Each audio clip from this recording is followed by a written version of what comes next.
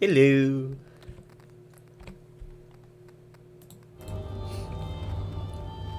Ignore that.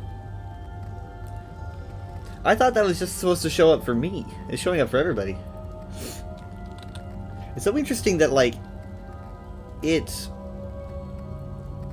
guess it didn't show up until I actually pulled up the stream.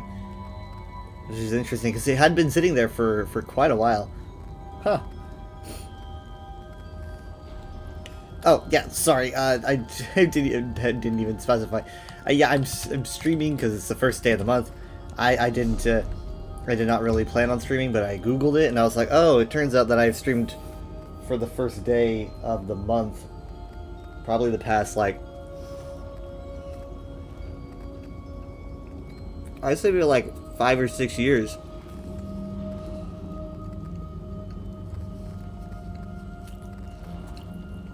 So I was like, you know what? I'm not gonna break that streak. It's almost the end of the week, so it's whatever.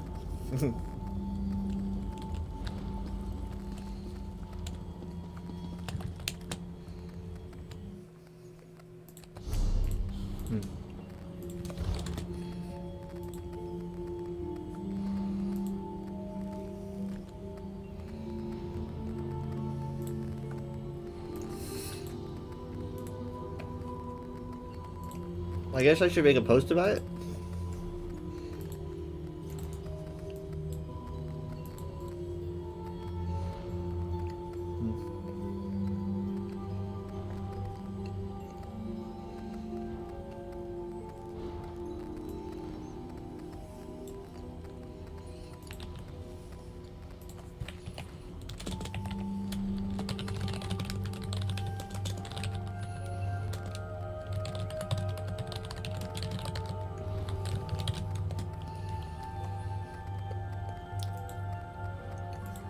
Okay. So yeah, I mean, I recently had lunch. I had lunch really late, and now I'm having dinner. Very close together. I also had coffee, which is why I'm still, like, sentient.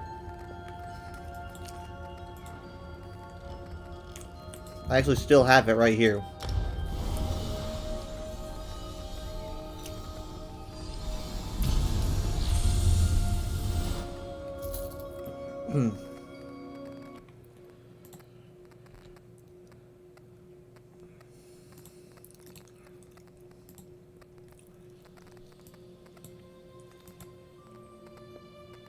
I knew, I mean, I could have probably left the food in the fridge for later, but I thought to myself, like, I've been sleeping so hard lately.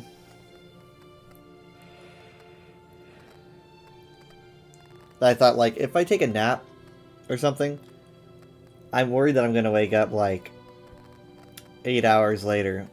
It's been happening a lot more. It's been happening so much more than it used to, and I don't know. I can't figure out why.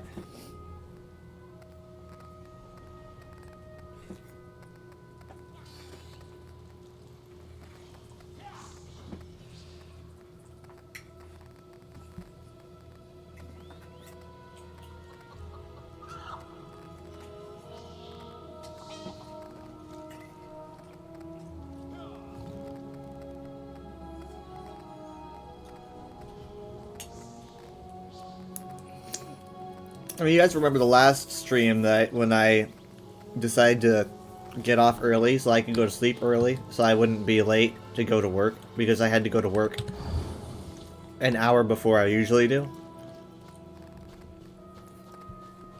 Well, seeks folks from all over for a snowy new life festival. I went to bed early. And that proved to be my undoing. Because it turns out that my body, and I've noticed this before, but my body's like, whenever I go to bed, like, whenever I'm getting a lot of sleep, my body just refuses to get up. Like, if I get a little bit of sleep, my body's like, okay, I'm getting up. But, like, if I get a lot of sleep, maybe it's because, like, my body reverts into weekend mode, and it's like, oh, you're getting a lot of sleep, I'm gonna, like, stay asleep. So like if I'm getting like 8 hours, it's like it can go further than that because my body just refuses to get up. If I get like 5 or 6 hours, then I can get up, and I won't be well rested, but that's just it's a trade, you know.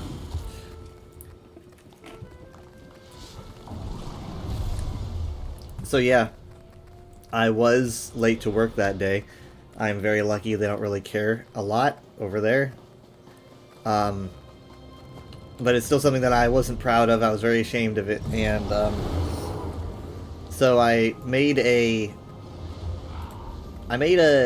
point of like I think having a bit more of a normal sleep schedule last night because I had to get to work 30 minutes early.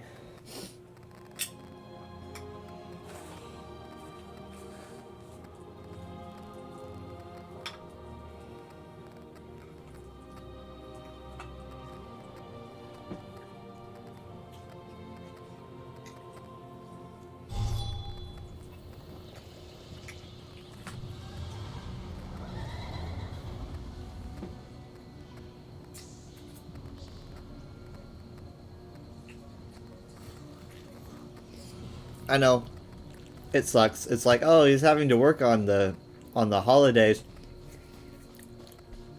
And yeah, I get holiday pay, but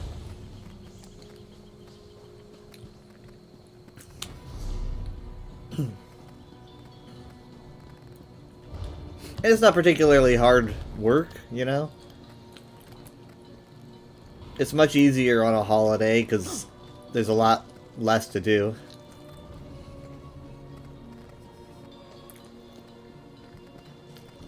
Rather, less to look out for, I guess. Less noise, or so I thought. Could I get a Sujama over here? I don't work here, man. Oh, that's a different guy, but still. So, that guy looks incredible. Just starts dancing. Um, so yeah, I work security at a site, and so when on like holidays, the people who generally the way that the security works is that people when the site is being worked on is really when they don't need security because they're like we have people here, right, that are looking things out. But as soon as those people leave, like it's closing time, that's when the security shows up. But on holidays, like on like New Year's, Christmas, or like New Year's Eve and Christmas Eve is really when they like start leaving earlier. That's when they need us because it's like, okay, you wait, hold on, dang it, what am I doing? I'm going the wrong way. As soon as people leave, so it's like, oh yeah, we're leaving early or we're not there at all, that's when they need us. So that's why my times coming in are kind of wonky.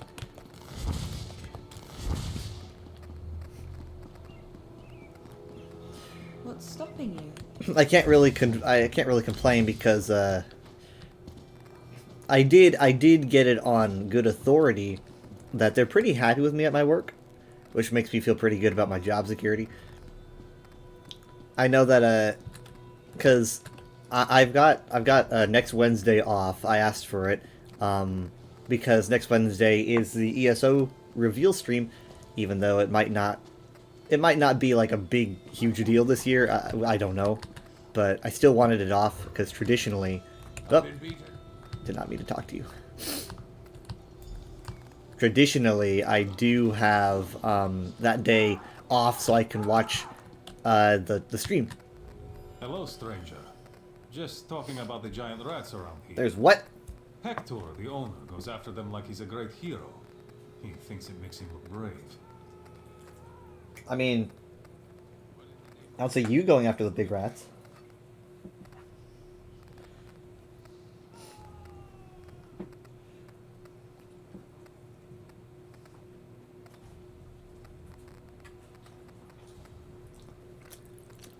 That's like something The Apprentice would say. That's a Bowspire quote.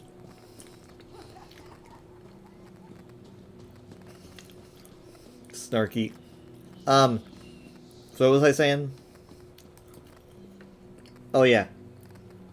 So I asked for Wednesday off, which I don't usually ask for days off, but usually if I'm taking time off, I ask for like I'll work for like, a long time, and then I will ask for like a week off, and then I'll work for a long time.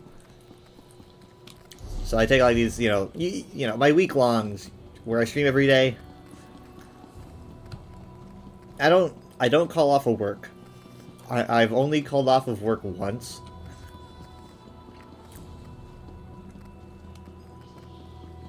And that was because my car wasn't working. So I couldn't get there. That was early October. That was early October in 2024. I couldn't get to work. So I had to call off, and I was like, sorry, I can't make... That was the only time I've ever done that. And I've been late before. Why did I do that? I've been late before, but...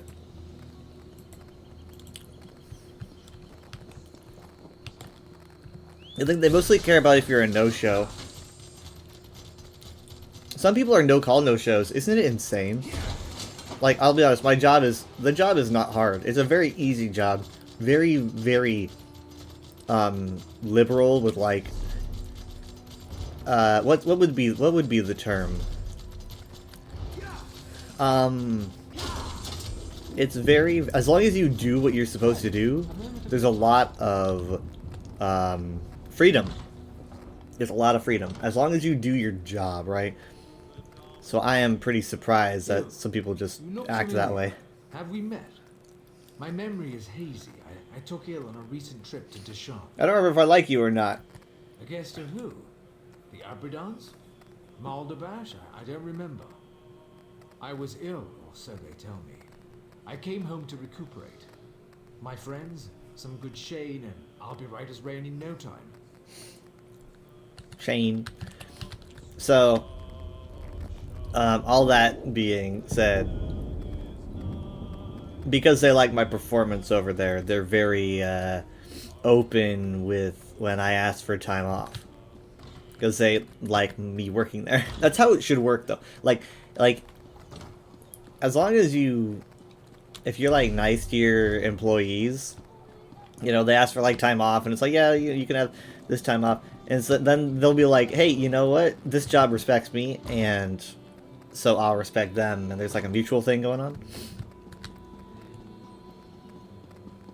So it's like, if they treat me well and I treat them well, I get my time off, and so that means that I like to stay there and keep doing a good job so I can keep getting those benefits. Anyway, I got I was putting in my official leave to take Wednesday off, and it was having a bit of an issue because the system was kind of weirdly glitched. So I had to ask my supervisor to ask my proxy manager, the district manager, to try to fix it, because I was like, I can't fix it from my end. So he fixed it, and I got my time off for the 7th, and I asked my supervisor, I said, tell him I said thank you. And he sent me a text here. He sent me a picture of his text, and he said, like, Weather says thank you, and my district manager replied with, and tell him thank you for always showing up, never calling off, and doing his job. I don't know the last time I got a compliment for the jobs that I do. It's probably 6 years ago. I got a positive customer review 6 years ago.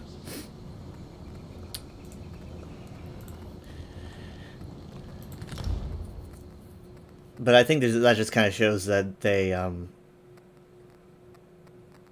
are cool with my performance, and that's why they're a bit softer on me when I ask for things like time.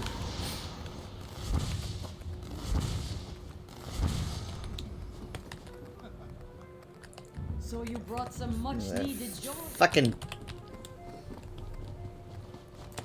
Okay, hold on.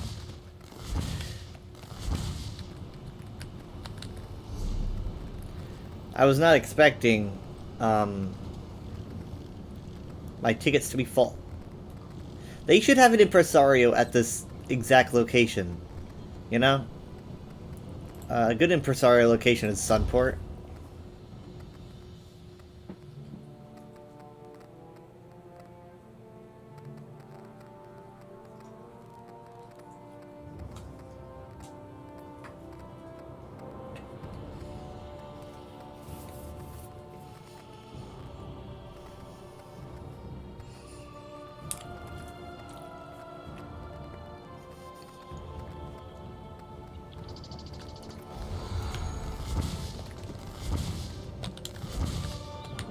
What?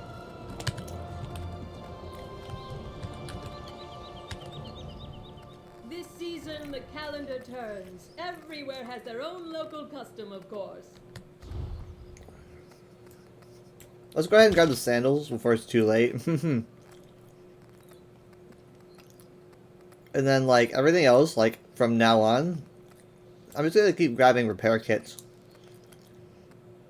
Probably. I mean, I don't need anything from anyone else, do I? A busy time. The impresario has been talking to visitors all day. Have you by chance spoken to her yet? If not, please do. Oh. I'm still missing hide shoulders.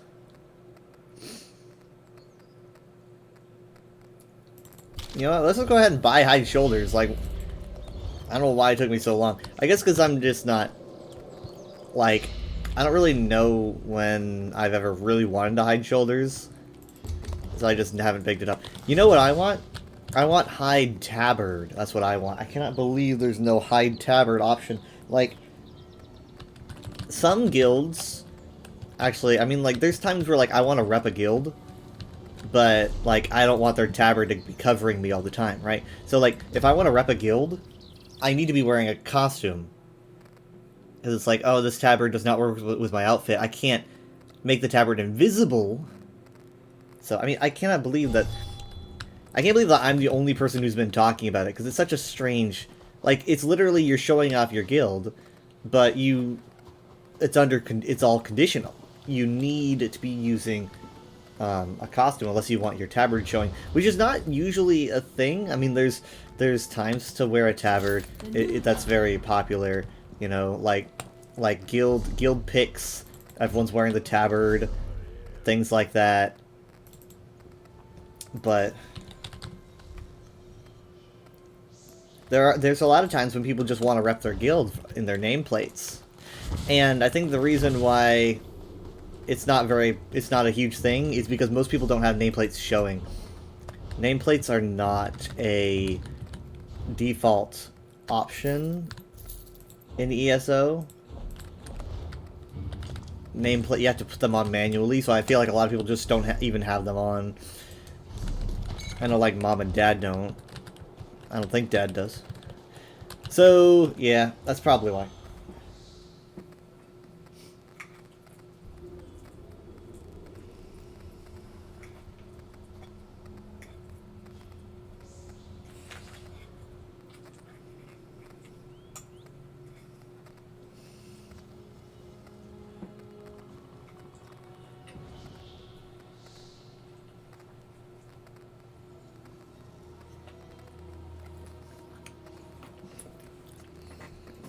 I can imagine Zoss having a conversation, like during the development of ESO, whether or not nameplates should be like default,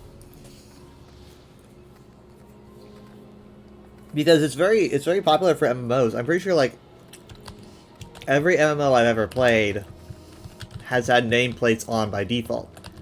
If not for NPCs, at least for player characters. Here's Minx Jinx.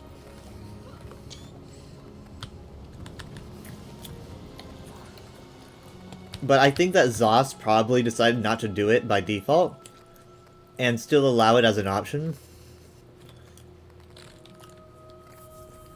Because it's just not immersive enough, right?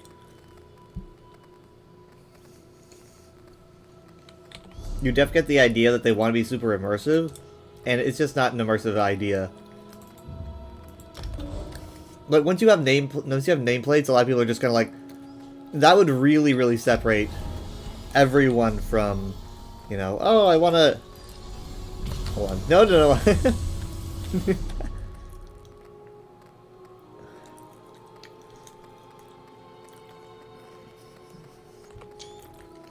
It really separates, like, everyone from the immersion that they all wanted. ESO is a very immersive MMO. At least it allows you to play it very immersive. Single player stuff is very accessible. You don't always need other players. Therefore, you don't need to go out of your way to access menus to hire other players or whatever. You can play it in first person. It's very, very first person friendly. You can see your weapon, and the detail is always so well done. And you can even like see little animations along with it, which you don't even really get in the mainline Elder Scrolls games. You don't get to see your arms and legs, so that's already an upgrade.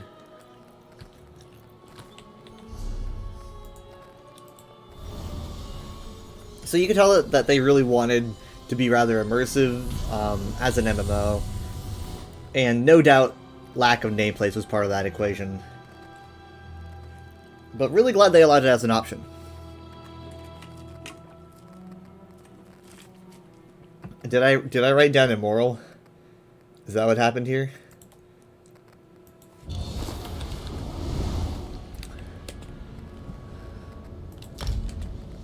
God damn it. Thank you.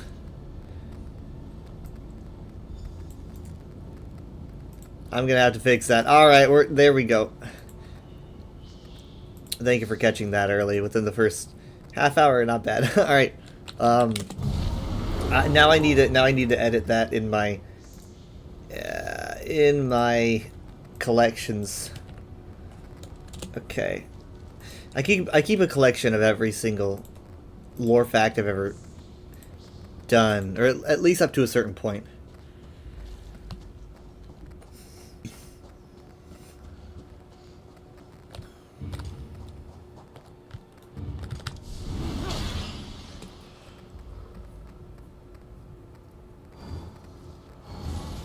What do you want to show me, Graze?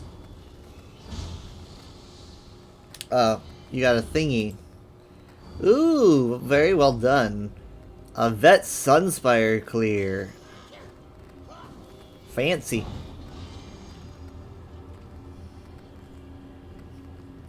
Maybe you can pull me through at some point.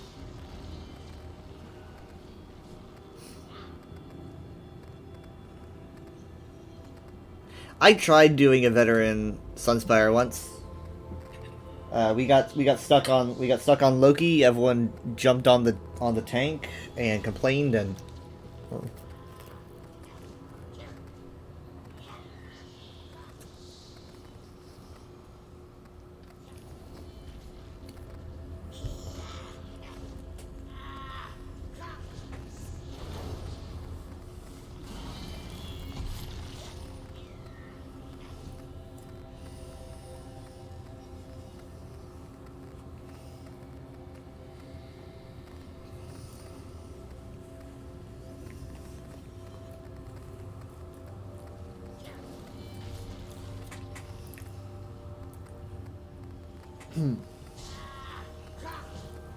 did it 3 times.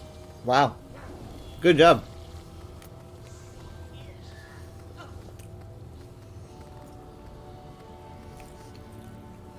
I remember when I was in a group that was running Sunspire, not veteran. They were running Sunspire, and they all like I think we had a lot of people who were relatively new to it. So they actually ended up not blood porting after Yolnakrin. And we actually took the genuine path back to the main room. And it was like it was like a transcendent experience. I felt like I was seeing things that no man had seen before.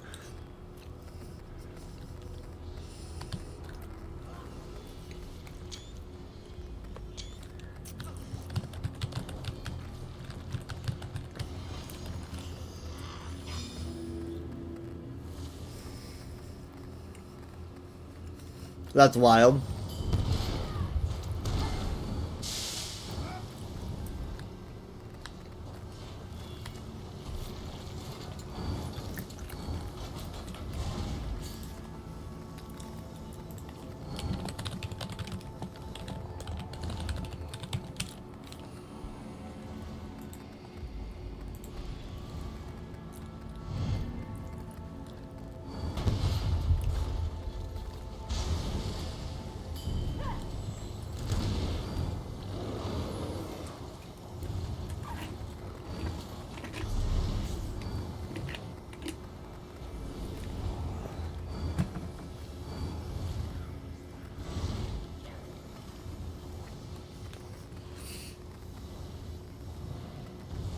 How many streams have I had this week? I guess I did one on Tuesday, was that?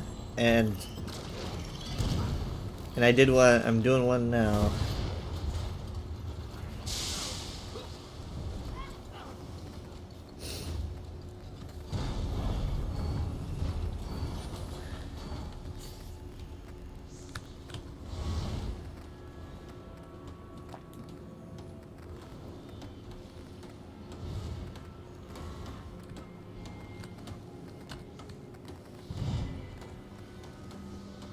Just fixing me up.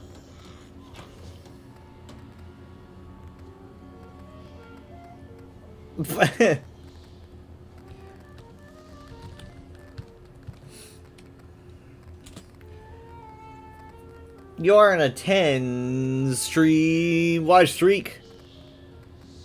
Thank you so much for watching. 450 storm coins. Leather Dragon Horde is only possible because of viewers like you. Thank you.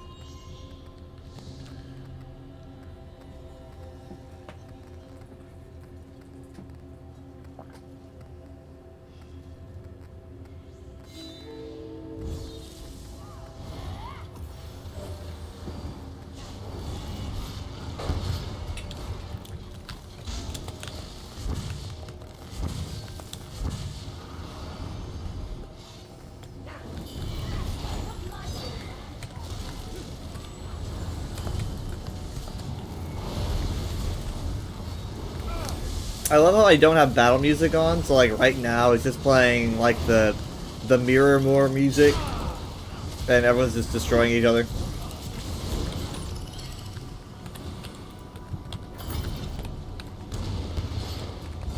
Hold on, let me get.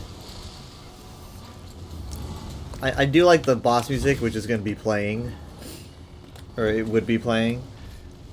But Jared did send me a good video. That I was... This one.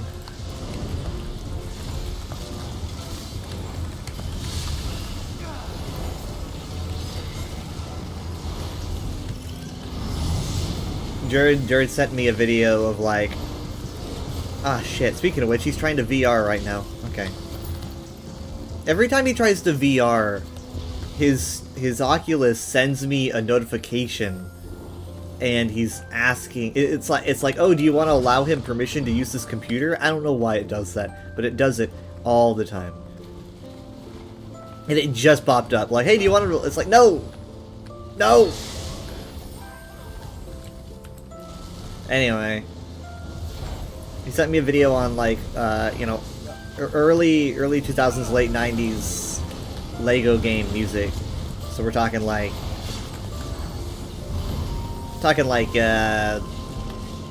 from Lego Island to like probably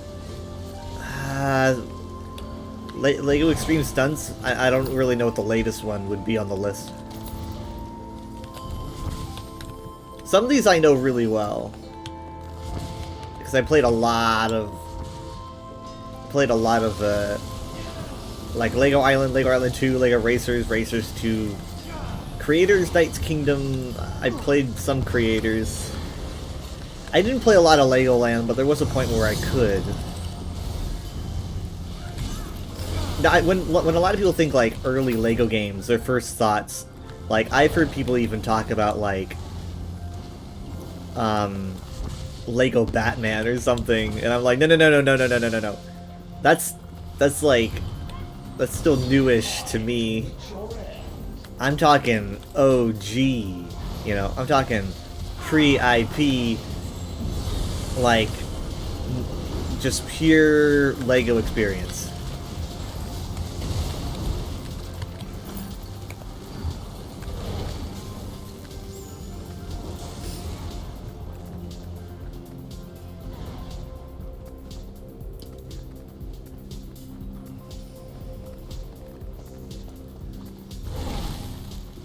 I mean, that's like kind of what that and Humongous Entertainment is what I started playing. Those were my first games. Like, that is how I started really getting into video games really early on. And then I ended up moving on to console in like the mid-2000s, and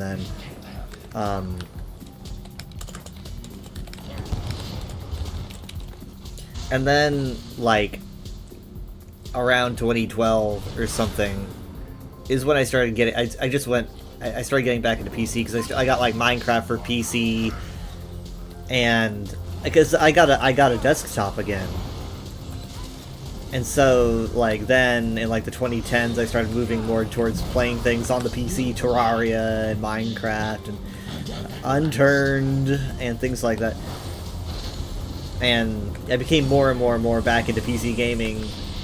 So I kind of went full circle and back into it now. It's just how I was raised. I just find PC gaming to be really convenient because it's like streaming from the PC is so convenient. Like swapping from your PC, like swapping from games to text to watching videos, to even watching like TV shows. You can do everything out of PC. I mean, consoles do their best to try to, like, match that, but I just feel this insane freedom and customizability with the PC that you don't get anywhere else. The only time that I want to go back to a console is, like, with Nintendo-related stuff. Like, I've got a Switch, and I really enjoy the novelty of just being able to play that in my bed. No matter. You'll never catch up to me. But did we not? We didn't even get the AOE? Oh wait, no, we're getting it now. I didn't even like. Oh, maybe it's because he died, so I didn't even get like the dialogue for it.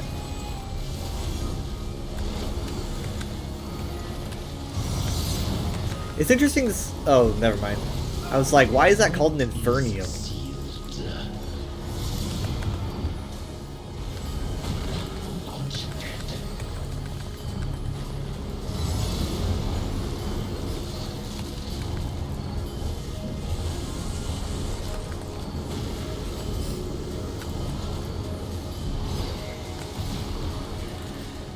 So today was kind of weird at work because, like, while it was completely silent, which I always enjoy,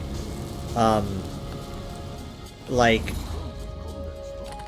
I wouldn't say that I wouldn't say I'm in the middle of nowhere, but I'm not in the most like heavily populated place, and like, first, like, I get that it's New Year's, and I've only really had like, I was working here New Year's 2024 and 2025, so that's kind of new to me. But this has never happened before. I was just like, been doing my patrols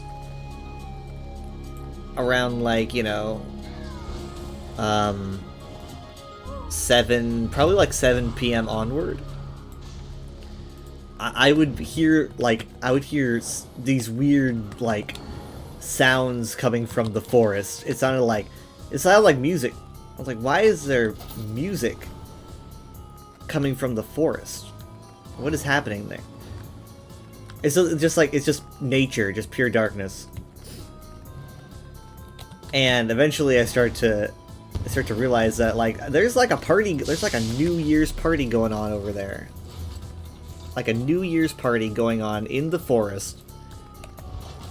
I don't know if it's like, I don't know if there's a clearing or whatever, but there's like loud music playing, like, and it's like reverb. There's like echo and reverb, right? It's just like, I can't really make out any of the music very well. It just sounds kind of creepy, but also not.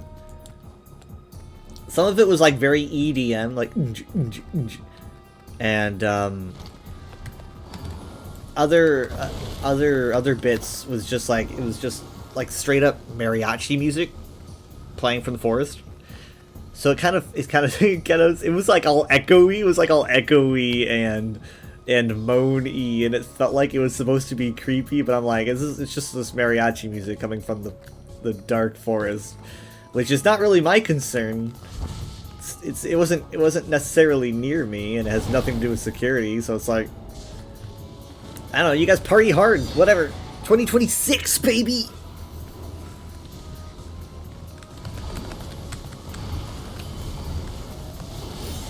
Like, maybe they weren't allowed to be over there, I don't know. But again, that's not my concern. My concern is my lot.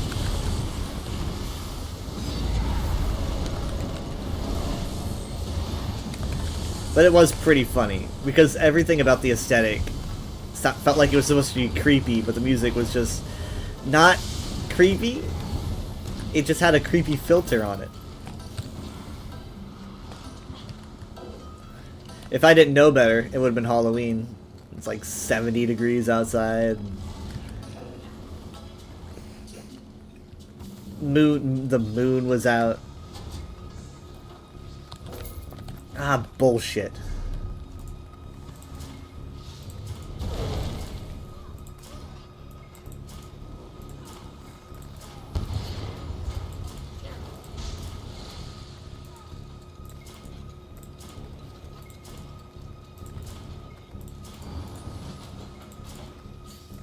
How did I get so much stuff?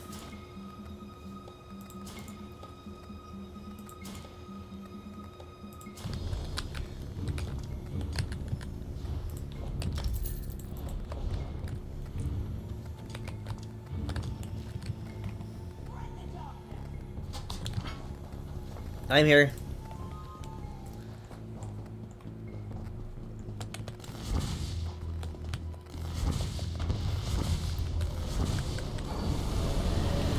So I decided to end 2025. That's what year it is. That's right.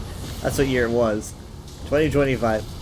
I decided to end it by posting a lore theory, like my final lore theory related to the story. I'm not going to talk about it, obviously, not here. But it got interest. I got 3 comments on Blue Sky, which is pretty much like being famous on Blue Sky.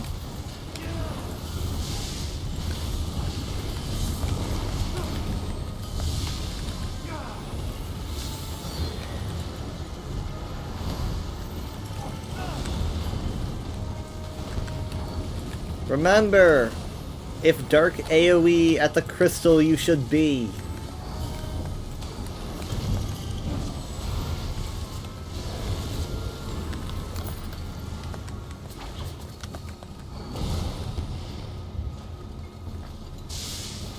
That is right up there with turn around, don't drown.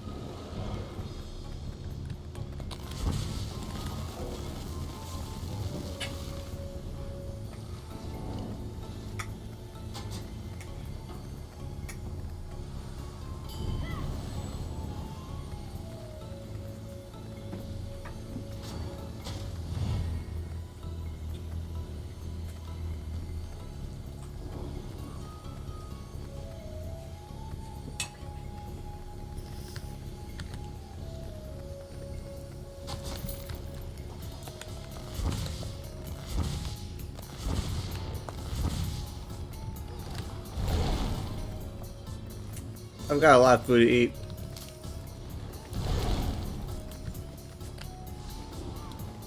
Thorin said we had competition. You don't look like too much fun.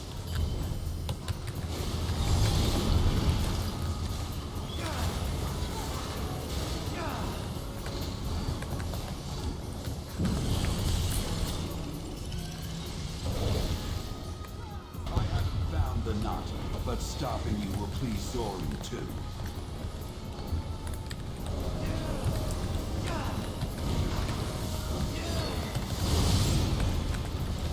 So our tradition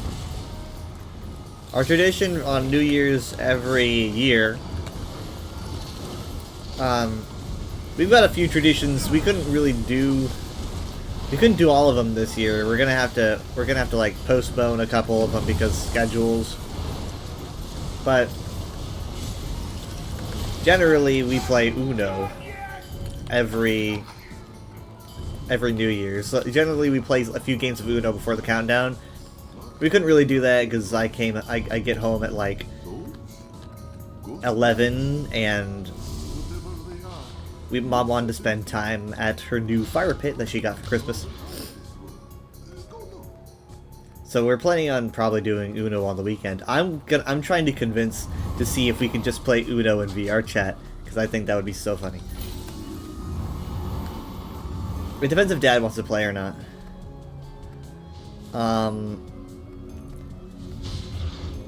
But aside from that, every year Dad makes New Year's cookies. Cause he does that. Let me just make sure that I make this. And I keep my personality, right? Come on. Come back. Come on. Dang it, was I just lucky that one time? I think I was. Shit. Rats.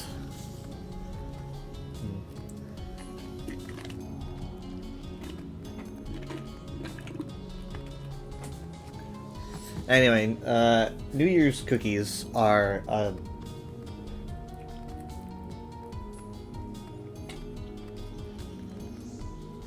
how do I describe them?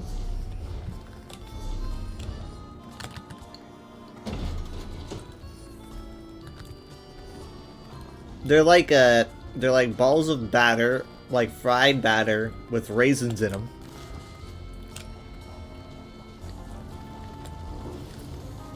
And they just hit right on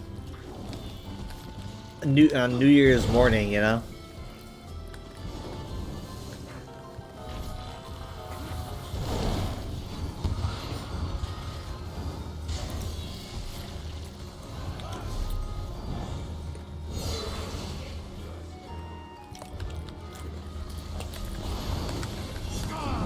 Anyway, I grabbed a couple before I left for work.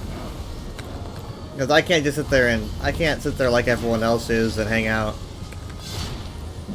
I mean, I'm pretty sure Jared and Michaela have been on vacation since before Christmas, you know. They've had a lot of time off. I've been working like every day except for weekends.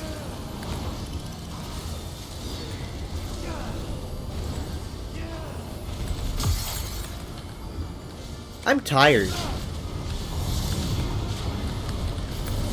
What is a sandroach doing out here?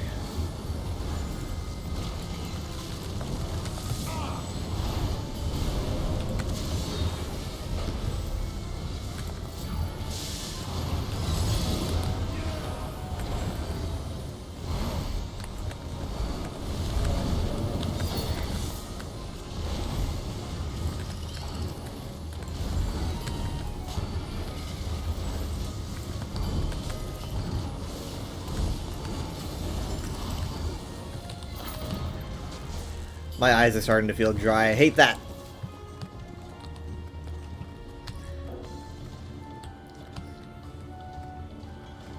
That's like the one part of sleepiness that I can't ignore.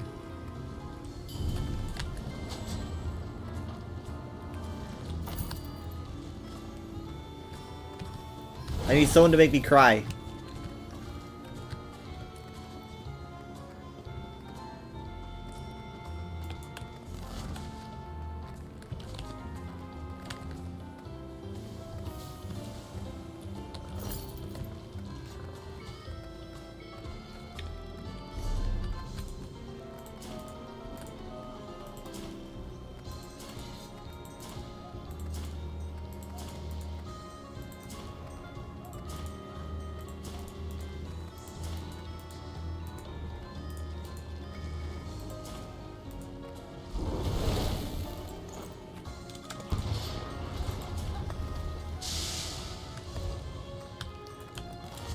Your eyes get really dry because you forget to blink? Maybe that's what I'm doing. Maybe I forget to blink. Maybe I should be blinking. Blink, blink, blink. Also, your blinking should be a subconscious thing.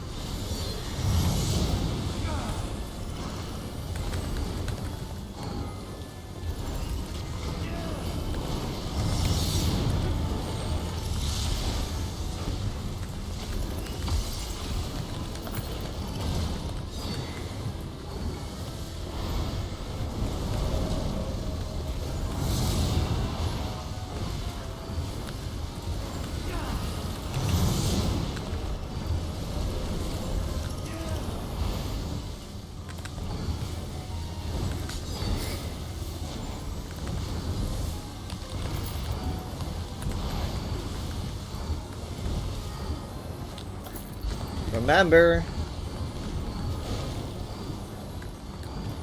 Crystal, crystal, crystal, crystal.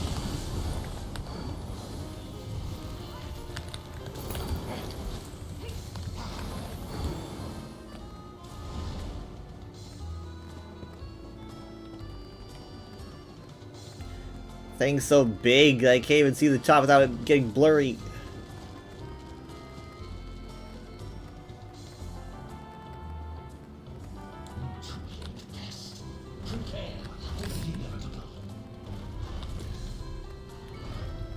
Huh.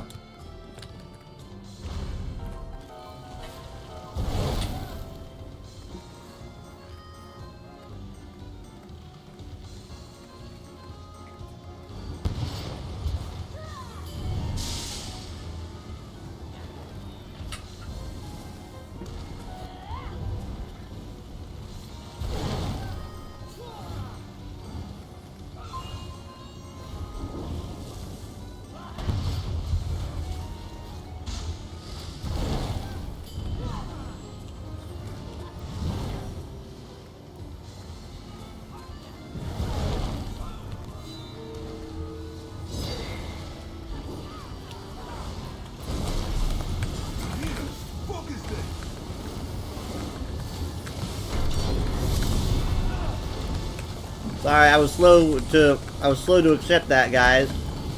I was eating lasagna.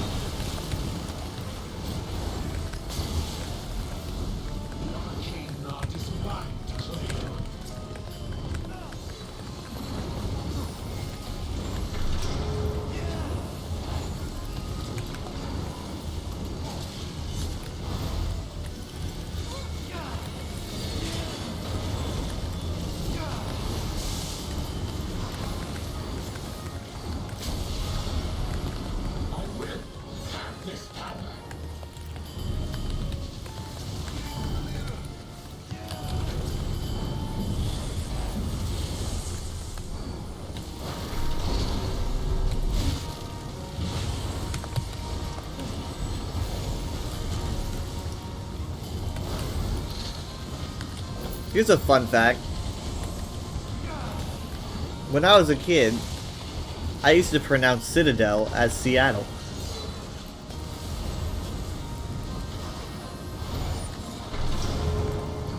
Why did I pronounce the name of an ancient building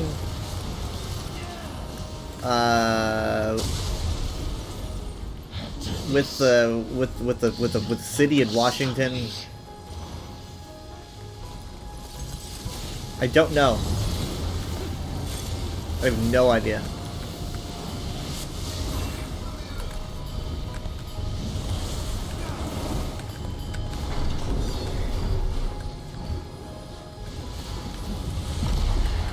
My favorite trial is the Lucent Seattle.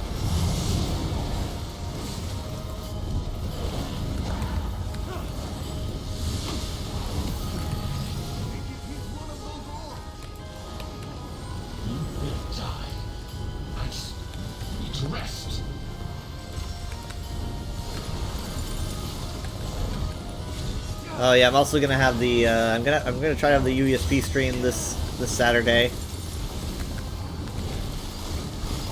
I can't exactly theorize about what we're gonna be getting in ESO this year. I don't feel like that would be appropriate.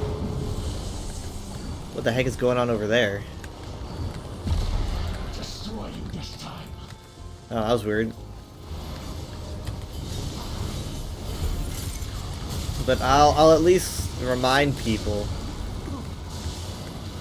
that Wednesday is the day.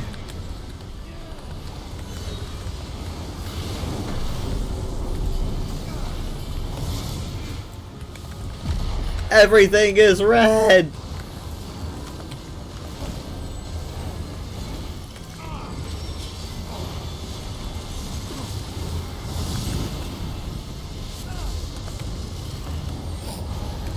I'm wondering if the reason why they're doing the reveal stream so early is because the content, like the first bit of content, is going to be released really early.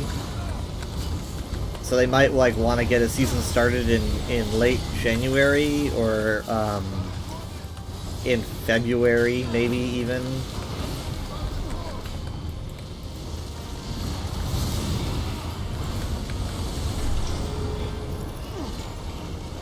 They talked about a first couple seasons or a first few seasons, which makes me feel like we're probably like, I'm not sure how that would even really work. Like getting a few seasons in a year, it's like, are they all gonna have different names? Are they all gonna be related to each other? I'm kind of I don't know. Part of me is a little bit worried.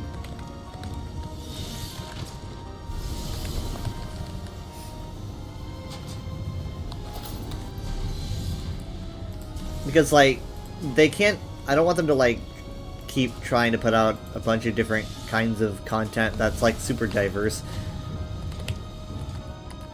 Because I don't feel like they can properly do that. I don't feel like they can do it the way that The Elder Scrolls deserves. Hi, Leaf! You are cool, too! You are cool, too.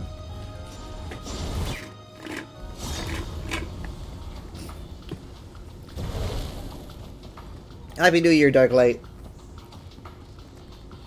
Y'all are cool.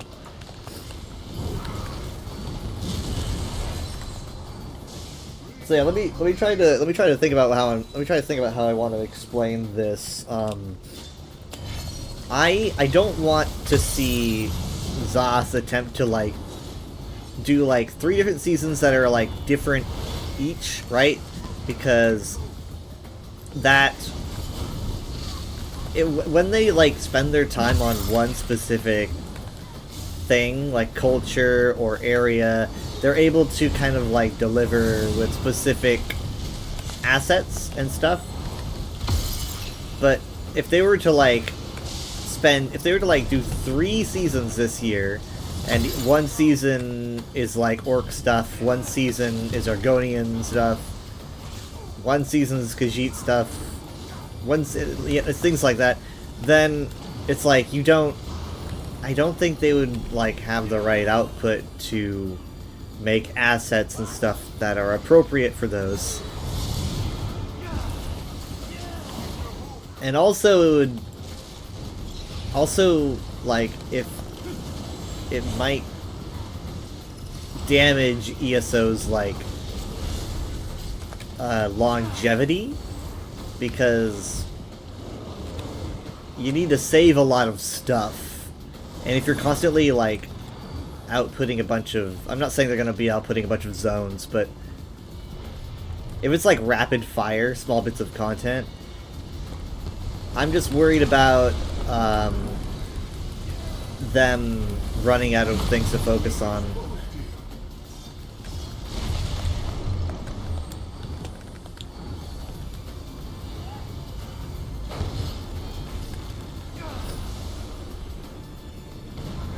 But also, what do I know? I'm the kind of guy that enjoyed year-long stories, and people complained about it, and I could never really understand why, because I feel like year-long stories, aside, I guess the fact that the dungeons were forcibly related was kind of a little bit irritating.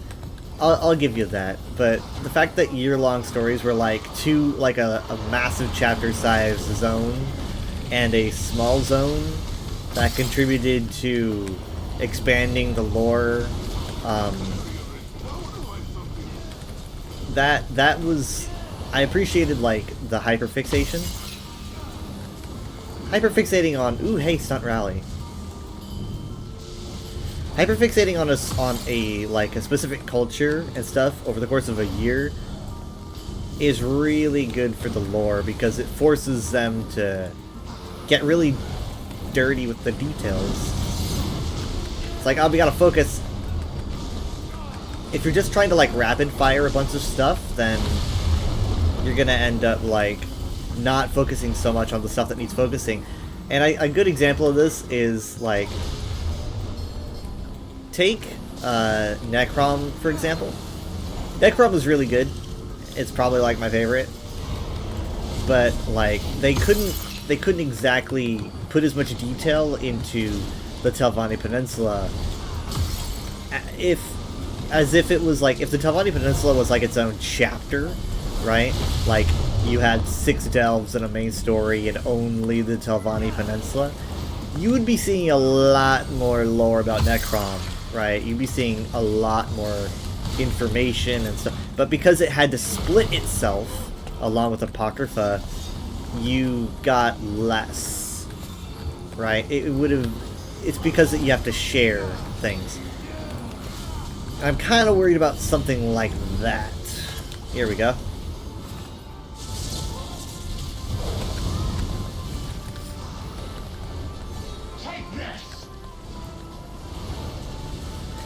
I remember once when a group was way too hasty to pull the boss, and someone had lost control of the arcane knot right as someone pulled Zoran at the last second. And that meant that the Zoran boss initiated with the arcane knot on the other side of the wall, and nobody could retrieve it. Nobody. At all. We had to group wipe at Zoran and restart the entire run again from the very beginning. Because people are just are way too hasty and not wanting to actually run with the arcane knot holder.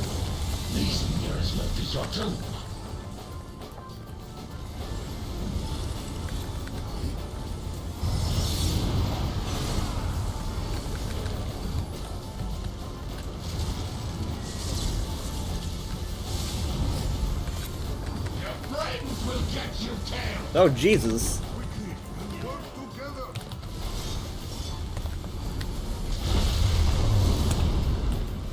But also, like, I worry about unique asset development for ESO, and like we had a little bit of a glimpse of that issue last year, because like, you know, probably like 90% of, maybe not 90, 80% of the assets were kind of recycled or just like edited. You know, we've seen like Somerset architecture and Sandmeres and stuff. I mean, like, and Cold Harbor stuff. I mean, okay, 80% is probably way too much. It'd be like 70%, like at most. Because the Daedra architecture, like the Cold Harbor architecture, is very unique and very cool. But a lot of it was recycled, and that's just because it's just so much to keep track of. So much to make, right? It's probably exhausting. People are wanting Null Arca, like, neck and weapons. It's like, I don't... How much Null Arca do I have? Wait, I don't have any Null Arca. Okay. So people are just looking for Null Arca, and it's like, I don't have any. Yeah, Null Ring, I don't have it. I've got Null. I've got Null.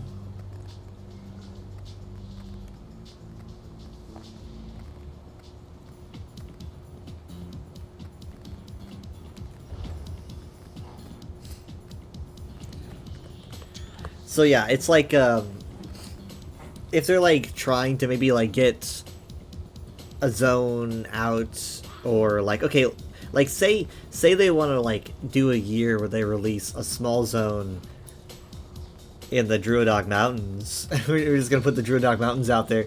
and then one in Black Marsh or something. It's like, okay, well, we're doing 2 little zones. They would just like reuse a bunch of assets. It's like, okay, we'll reuse a bunch of Orc assets, reuse a bunch of Argonian assets. Like, we have stuff to do, and it's like I would literally probably rather just 1 zone instead of 2. That like they put a lot of like deep work into the architecture and everything.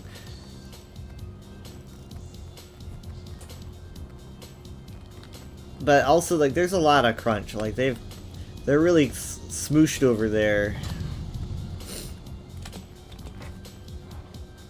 And I don't want them to, you know, like, I don't want working conditions to be bad. And they did join the union.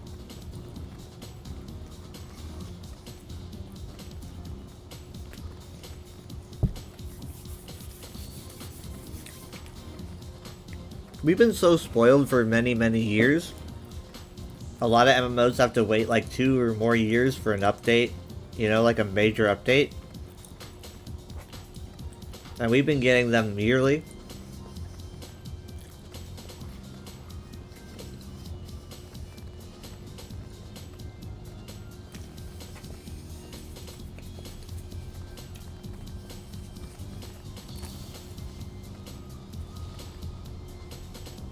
I mean, like, reuse assets and aside,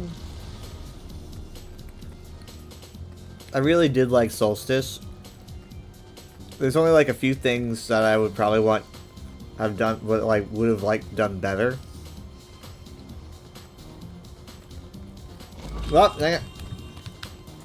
I took a potion.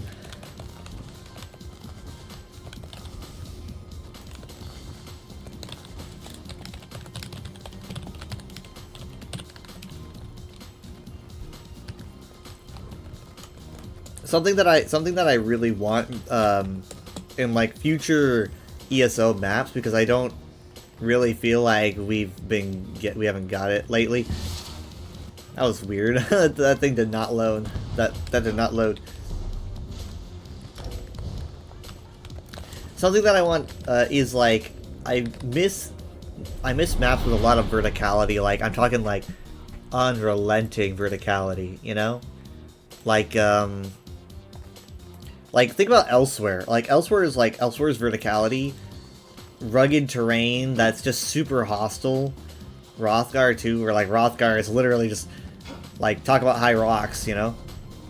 I love that so much, like so much. And yeah, it's not great for like on foot adventuring, but it's not supposed to be, you know? Like, it's supposed to be unrelenting, and it's not like you can complain that it makes playing the game hard, because you can literally just teleport anywhere you want in this game. It's so easy. The build music.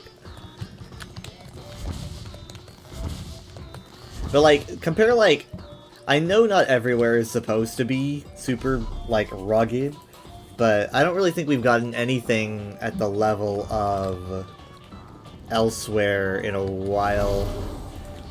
Like Elsewhere, incredibly, like, if you were to take like a height map, it would look bonkers. Even Southern Elsewhere is the same way. Western Skyrim, that's pretty much just like the Skyrim map, but there's some good verticality in like on the northern region here. But yeah, it's pretty well balanced, I think.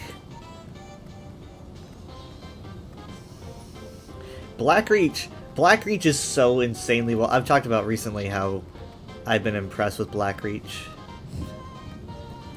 So that's... I don't have an issue with Blackreach. I think Blackreach was done really well. And then 2021, Blackwood. Blackwood, it's pretty flat. There's a lot of flatness to Blackwood. I think this is kind of when it started, maybe. Blackwood does not have a lot of verticality, but I think it makes sense, I guess, from like a geological point of view. Deadlands has some good verticality, I guess. Deadlands is pretty good. Like, you can get some pretty good shots up here, and there's some drop-offs, and I guess it makes sense. It's supposed to be a very rugged, apocalyptic environment. High Isle goes back to the flatness. I mean, there's like high points, you know, like if you're on the coasts and stuff, it will be insanely high up. Like the island is so high up, but you only really notice that when you're on the coasts. High Isle has high rocks. So yeah, I mean, it's okay, but it's not like I guess Galen has some good verticality to it at times, like with Ifray's Path and like checking it out from Glimmer Tarn.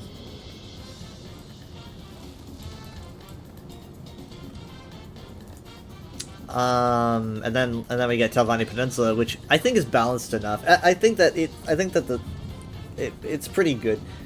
There's not a whole lot of space either, but it's well balanced.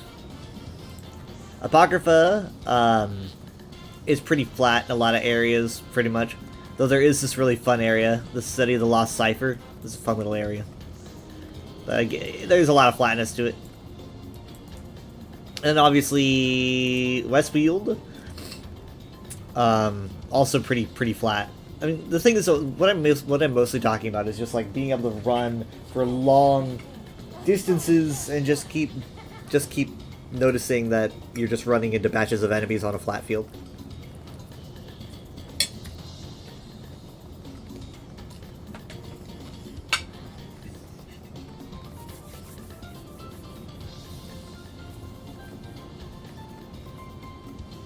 But also, it's not like Zos could do much about this, because this is literally just, you know, they can't go wild with it, because this is a map from Oblivion. We already knew what this looked like.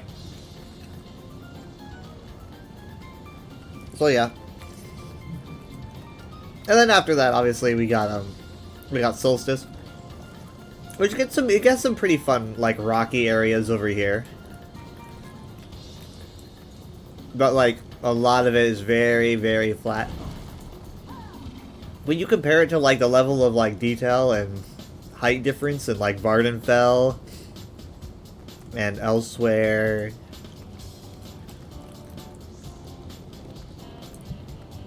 Somerset, I don't know.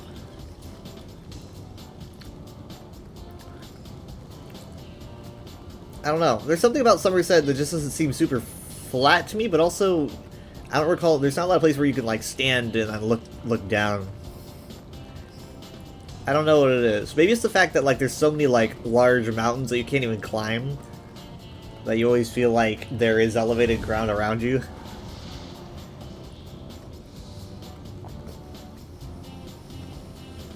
Yeah.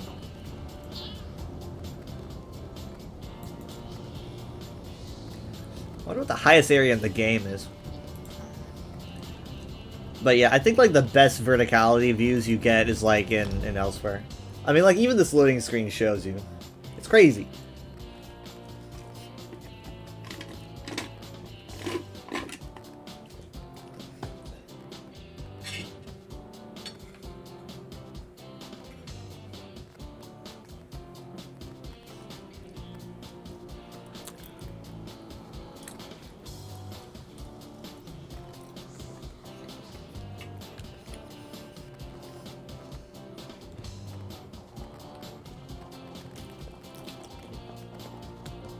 I mean, the Stitches is a really good example, because, I mean, like, this is just mad.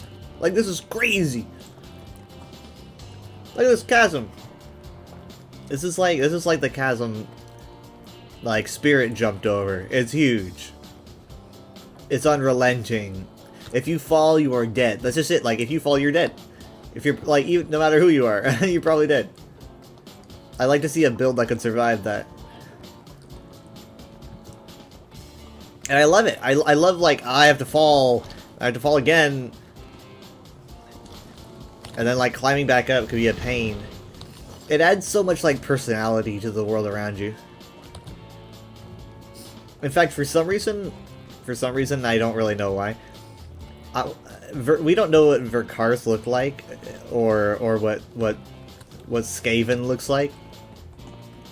But I always like the idea of them being, like, cities that were built into like a huge like sinkhole in the ground, where like there's a bunch of bridges and stuff, and like buildings on the walls, like built in, kind of like a maybe like Adobe style. I like that idea.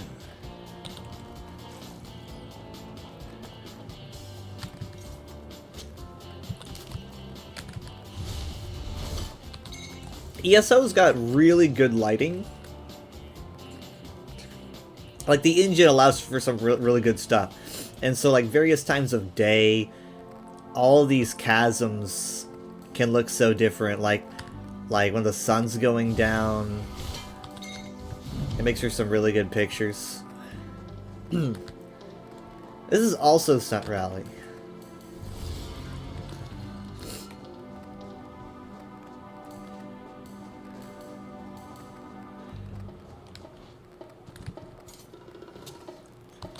Look at this poor bastard, probably fell all the way into this tree. Like, oh shit.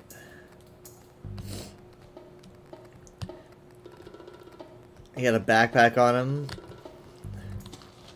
And a battle axe. I mean, you really get the idea, like, it's at the base of a cliff. Oh god. Yeah, he died right there. Environmental storytelling skeleton.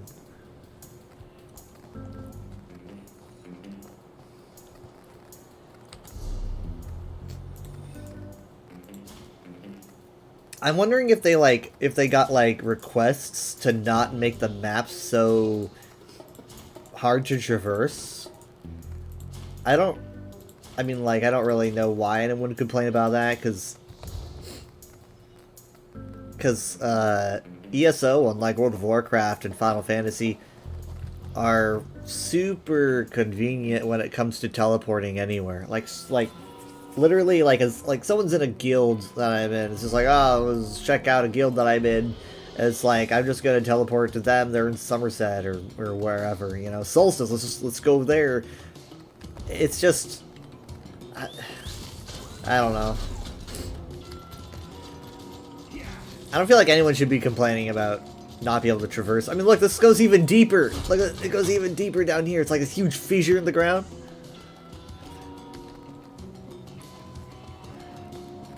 Let's have a sec.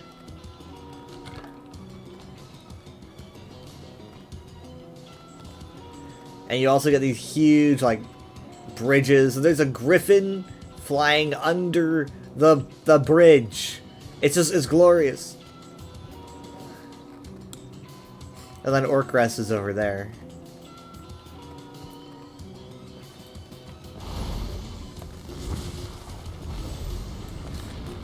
I think that if we end up getting a Druidoc Mountains map, I think that it'd be pretty mountainous, right? It would be the Druidoc Mountains. So I feel like that could be pretty mountainous. I'd enjoy seeing their ZOS's take on that. For those that are wondering, that is my theory as to if we're getting a zone this year. I feel like we would be getting Druidoc in some form. I don't really know if that's what they would call it, but I feel like that would be the location. I'm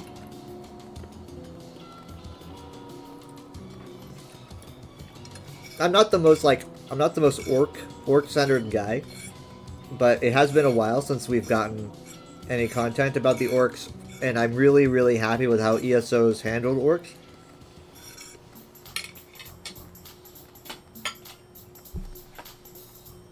So I'd be interested to see what they do. For those that are wondering, this right here is what I'm looking at. I definitely see it being a small zone DLC. So maybe like the size of like the Reach or smaller. I believe the main city would be Jahana. And I also think that like we would probably see a lot of Snow Elf stuff. I see them like maybe doing some Forgotten Vale stuff, maybe doing like a lot of new Snow Elf areas that we've never seen before.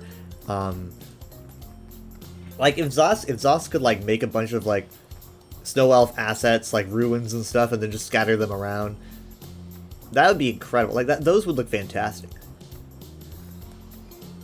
I think that'd be really cool to explore more about the Snow Elves culture, especially since I have a lot of questions about their religion. But also thinking like Zos, how hard do you want to go on Snow Elf stuff, right? Because it's like you can't really do that again. It's not like if you come up with like Snow Elf assets, like okay, let's make Falmer, like architecture. It's like you can't reuse that. That's only going to be in the Forgotten Vale. You're probably never going to see that anywhere else. Maybe they could put it somewhere, like I don't know, like if they end up like adding a dungeon somewhere, like where they could drop some maybe. But it probably would be, they probably wouldn't get much use. Maybe they could make like houses with it. I just don't know how recyclable Falmer architecture would be. But I'd really like to see their take on it. I know people really like Snow Elves, and I feel like I feel like the main thing stopping Zos from doing Snow Elf content literally isn't even the lore. It's the fact that a bunch of fans would just be chomping at the bit for playable Falmer.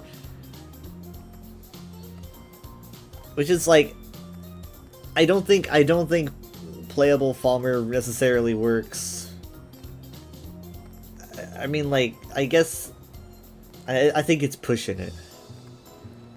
I think it's kind of pushing it. But I do think that having Falmer characters would work just fine. There's a big difference between the two of those. I think that they could do,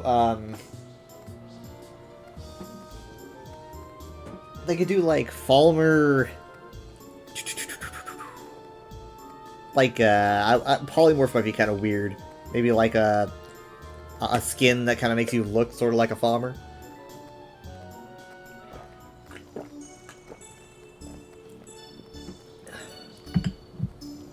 Ah yes, the pizza game in space.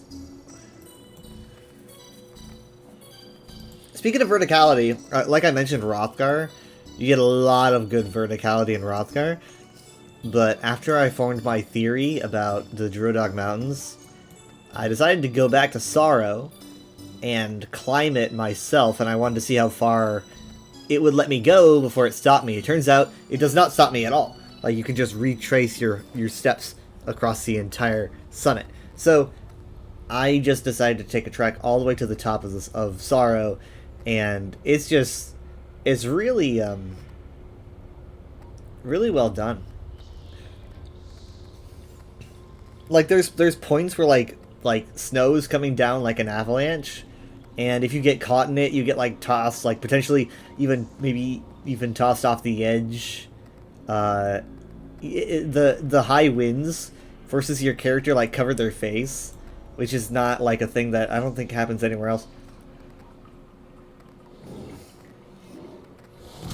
I think I don't ever recall, like, anywhere else forcing that animation. Maybe once or twice in, like, some dramatic situations.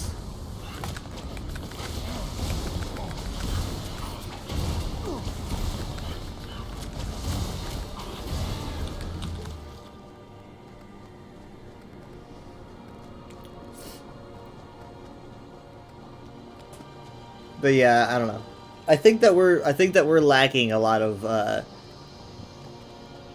like treacherous terrain that just has a really big impact on how detailed zones look. Whoa, look at that. See, I just found, like, look at this little camp I just found. What's going on here? Well, they've got a water skin I can take. A lot of bones. What the heck?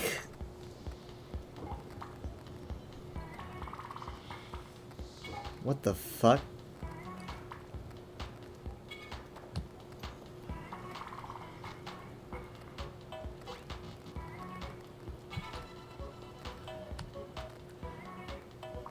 Why? What are... They have, like, horse heads and very big thigh bones. And then here's just a regular Khajiit skeleton. But it's like horse. It's like they put like horse heads on these skeletons, but the rib cages are way too large. So it's almost it's literally like someone picked up horse skeletons and put them in these positions. What happened here? Here's another horse skeleton, but it's not like set. It's just like scattered around. I wonder if a lot of horses end up like falling down here or something, and they just like use their. Here's a guar skeleton, for example. Like a lot of wild animals, people's mounts fall down here, and maybe they just kind of like use their skeletons.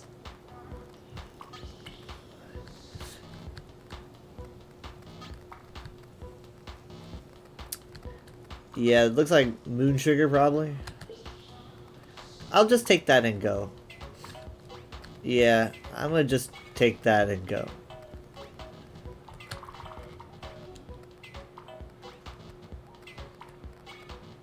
What the heck?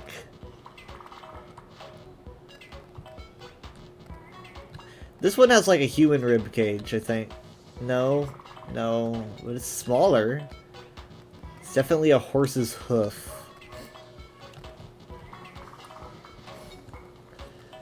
Okay, whoever made this is weird. It's a weird place.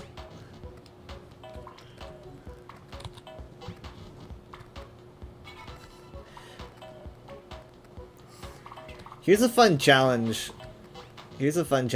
Play ESO and like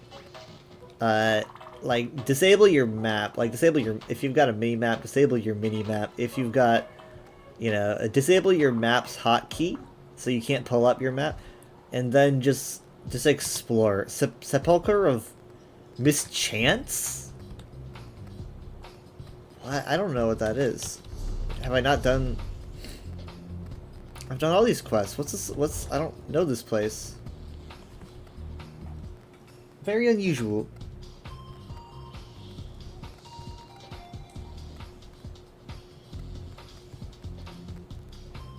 Okay.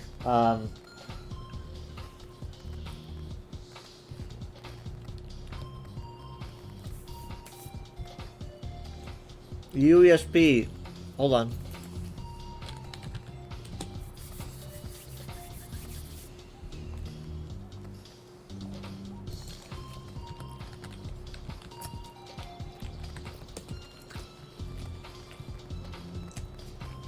Okay. Sepulchre of Mischance. That is how you say it, right? Sepulchre? Sepulchre. Thank you. The Sepulchre of Mischance is an ancient Khajiit crypt nearby the Stitches. In more recent times, it was taken over by the Necromancer sect loyal to Zubak Foom. Okay.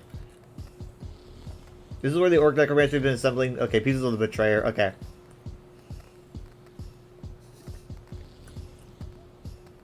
So this is main quest. This is main quest.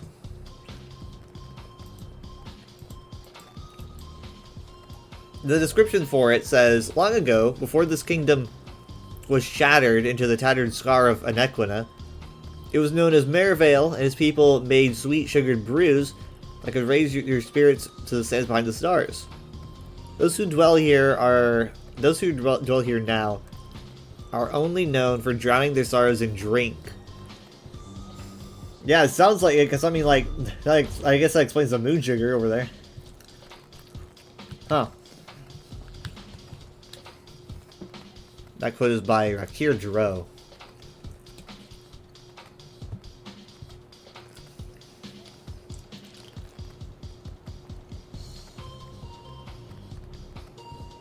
I mean, Merivale's still nearby, right? Like, I mean, because like here's Merivale Farms, which is named after Merivale. You can see it's in like the same area. So I guess the Scar was technically part of that. I guess back when it was like its own kingdom.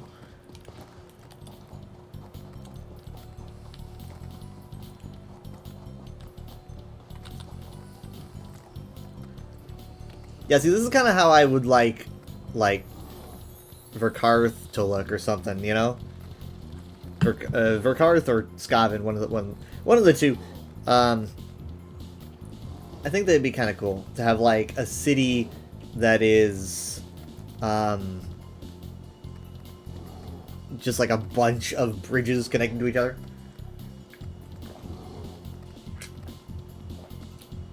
You kind of had it in Fargrave, you know? Fargrave had a lot of like verticality to it. I really hope that's a word.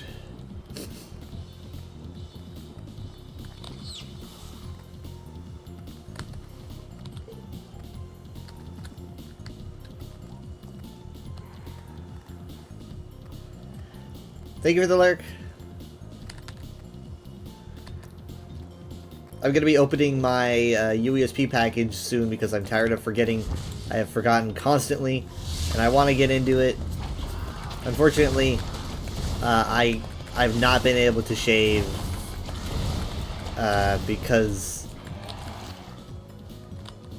the shaver is locked in the bathroom that has been used by people with colds, and I don't want to get a cold, so I can't get my shaver. I've been wanting to shave so freaking bad. Verticality is in fact a word. Hooray! That is the word of the day.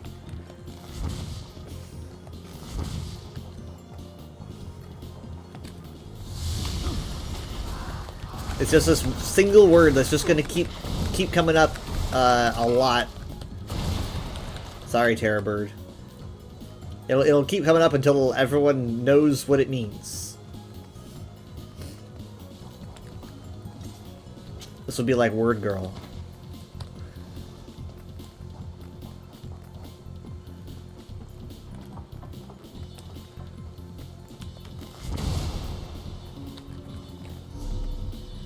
Okay, I need to get the Flash Atros. A friend is the only gift that brings joy when returned. Or so the Bandari saying goes. Nazdar has never had much to give besides his friendship, but he can attest it is joy he feels seeing you here again.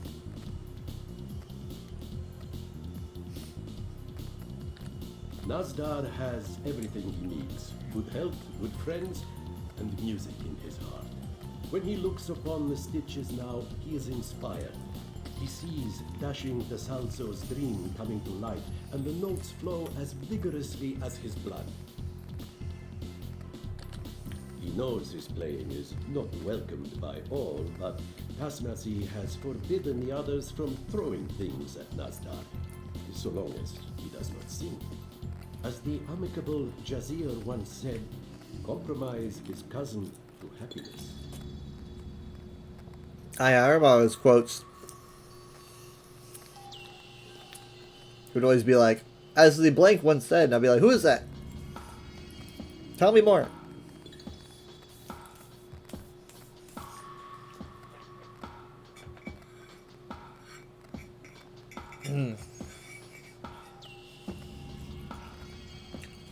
Okay, so let me get my flight Atros,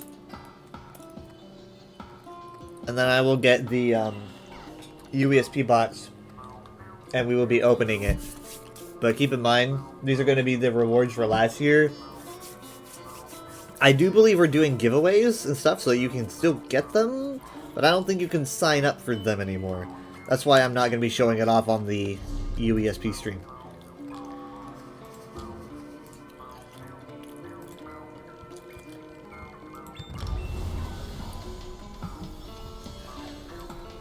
I mean, if they send it to me early, then I'd have an easier time showing it off, but that's just not part of the deal. I guess maybe I could ask, though.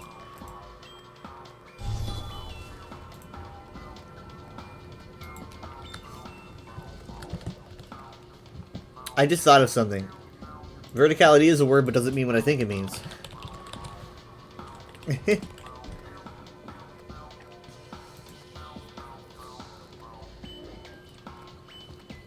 There are 4 meanings? Well, the earliest known use of the noun verticality is in the late 1500s.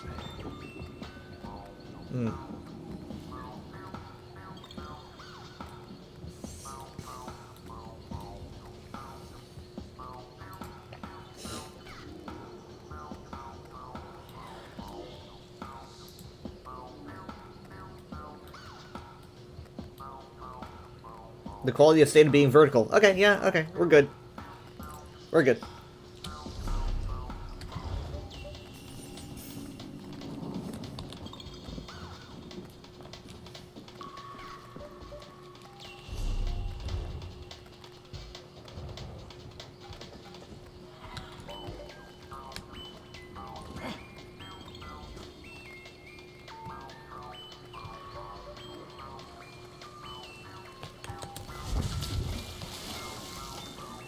Hello, people. Alright. Come on.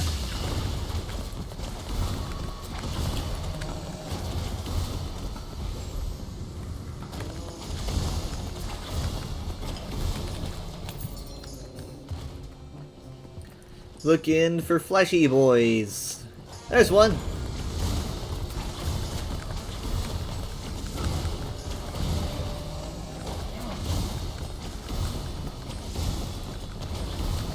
Sorry.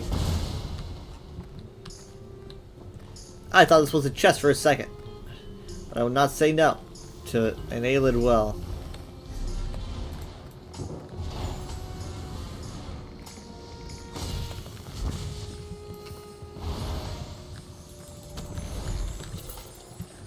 So yeah, I wasn't really planning on streaming, but during today, I pulled up my YouTube and I was like, oh, would you look at that?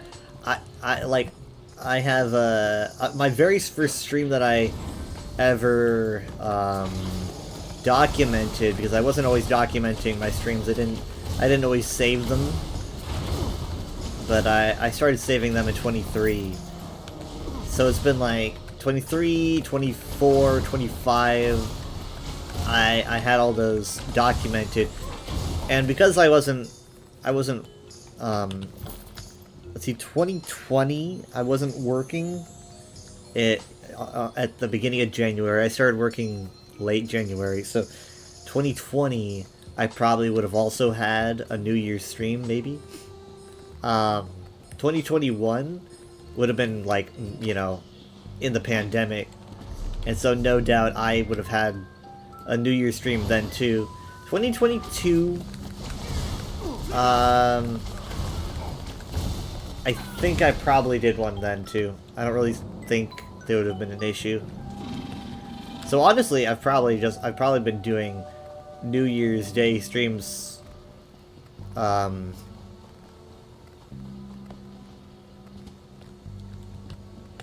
like 6 years. Give or take. So I was like, you know what, I ain't gonna break the tradition. It's a Thursday, I don't care, what the heck.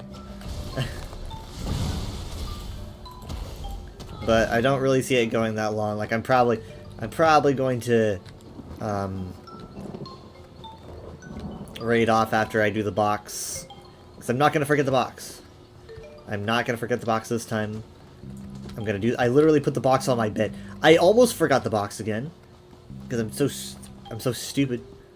Like, I was literally walking over to where the box was, and I was like, I'm gonna make sure to grab it so I don't forget it. And I forgot what I was doing, like, midway through.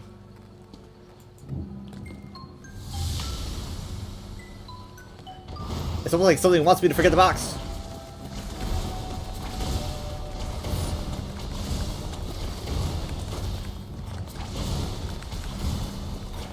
It's like an SCP or something.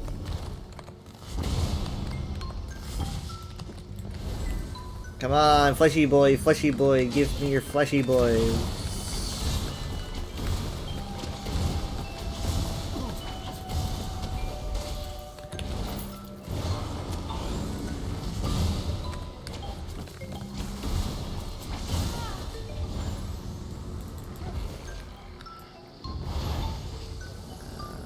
I think this is Stunt Rally. Some of these songs I haven't heard in maybe 20 years.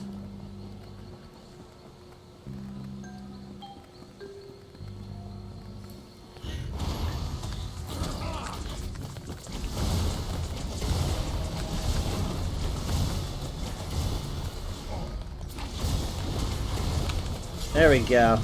Done.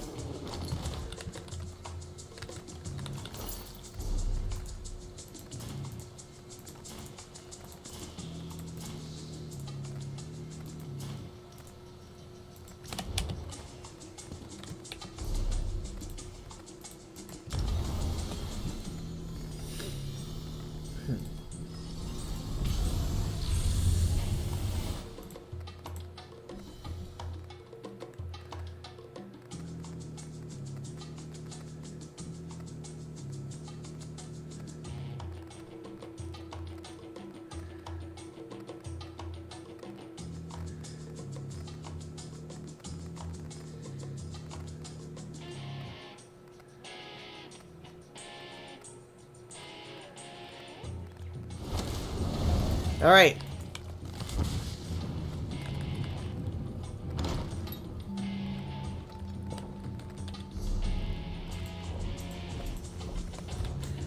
So, I guess I don't have anything else to do for the... I'm done. Everything's complete.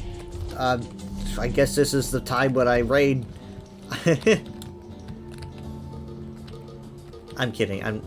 I'm not that dumb. Alright, let me get the box.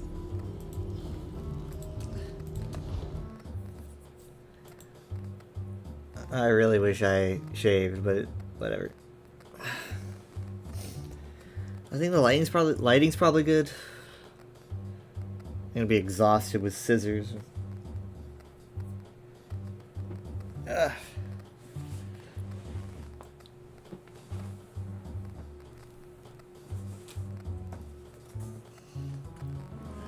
It's not very heavy.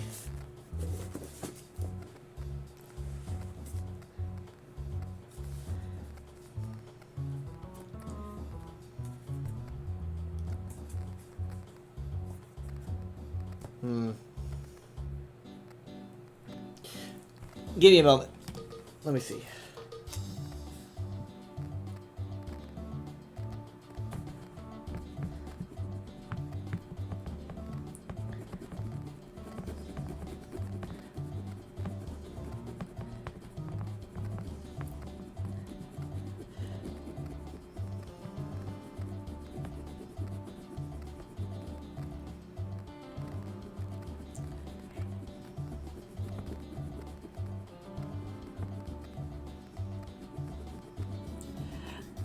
I think I had an issue with this last time, I think.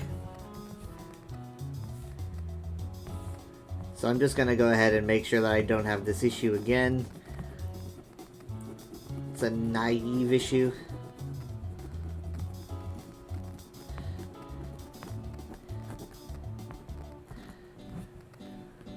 I don't really know if my stream is good enough quality, but it's whatever. Okay. Alright, let me see here.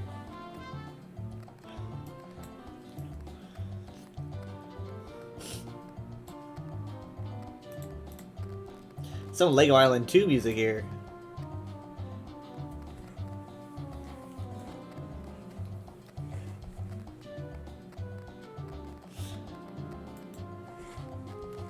Okay, we're good. Lighting's actually kind of dark. Why? This shouldn't be that dark. The screen's bright. There we go. Is that better? I opened up my documents, so. Scissors! Wait, hold on. I got this Clavicus Vile shirt from Jared and Michaela for Christmas. Also Winona, their dog. She doesn't like me, so I don't know why she got me a shirt, but... maybe it's slowly killing me, or something? It seems like something Vile would do. Clavicus Vile, please give me the coolest shirt in existence, and then he would do that, but it would also, like, slowly kill you.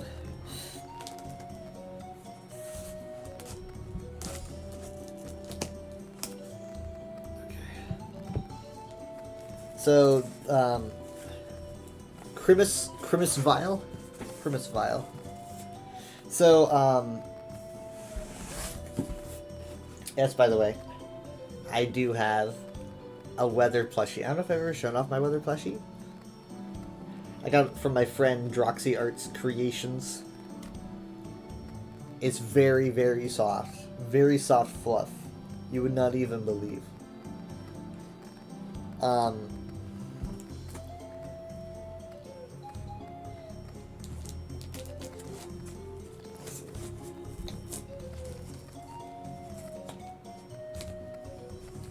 I don't really do face cam a lot these days. Camelot. I posted pics of it before. Yeah. Oh, and these are the New Year's cookies, by the way. Like I said, this is what my dad makes every New Year's. They are like balls of dough that are fried with raisins inside.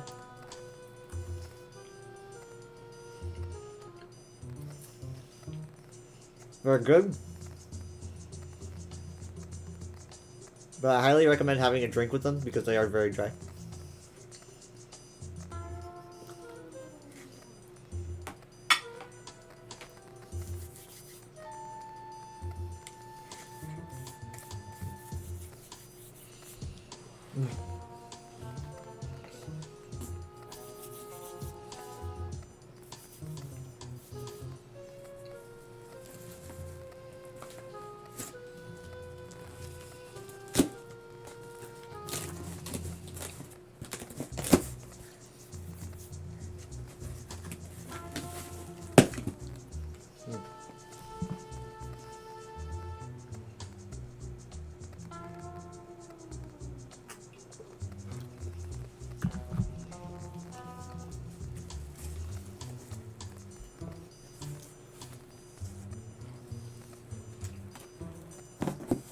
Paper? Oh my god.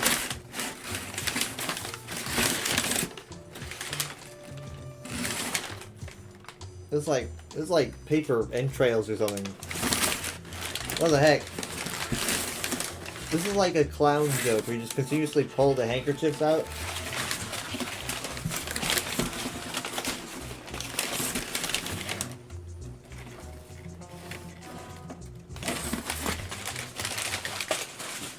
Please tell me we didn't just send people a bunch of paper. Okay, there is something in here. More paper.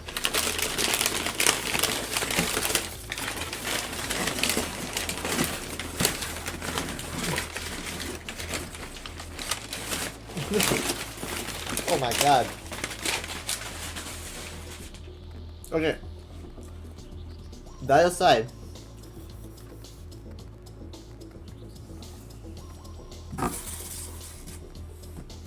Ooh. Okay, so I've got another USB pen.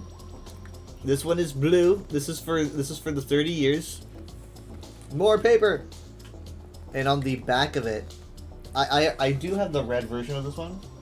I keep it over here somewhere. So we got a blue version now. So it's kind of like our anniversary pin, or rather coin. Let me get it.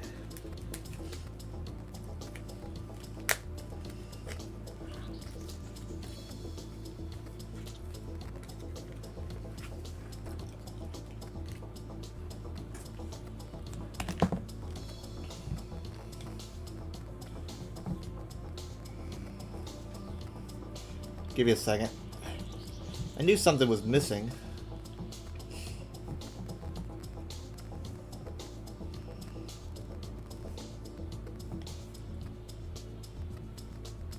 Come on. Come on. There we go. Highlights. weren't up. They tend to misbehave. They tend to be dark even when I have it all the way up. Okay. Here we go. So, I got the coin. So, this coin, this is not all that's in here, but, this coin, essentially just kind of like, well, on this side, has the UESP logo. It says celebrating 30 years, 1995 to 2025. Pretty sweet. On the back of it, we can see "Let Lore Be Your Armor," and it kind of showcases all of these main Elder Scrolls games, right? So you see, hold on, let me. You see that right there at the very bottom. I'm gonna like show each one at the bottom. That is, you know, obviously it's Tamriel, which kind of implies Arena. And then we get like the Underking. So this is Daggerfall. Obviously this is Morrowind here. You can see the triangle with the Imperial Sigil. I'm trying to like, yeah, there we go. And then we've got Oblivion, obviously, which is the oat symbol. And then Skyrim with the dragon. And then Elder Scrolls 6. Because like all we have for Elder Scrolls 6 is that little castle thing that we don't even really know what that is. So, yeah. That's what we have. I gotta be careful with it, though.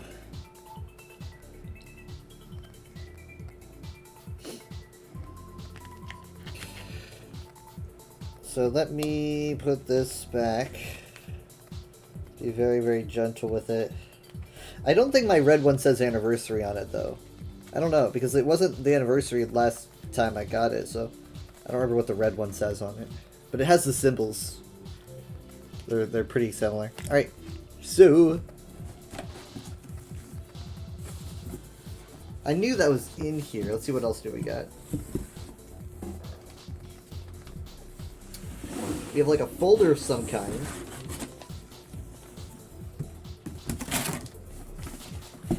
Okay, so we have a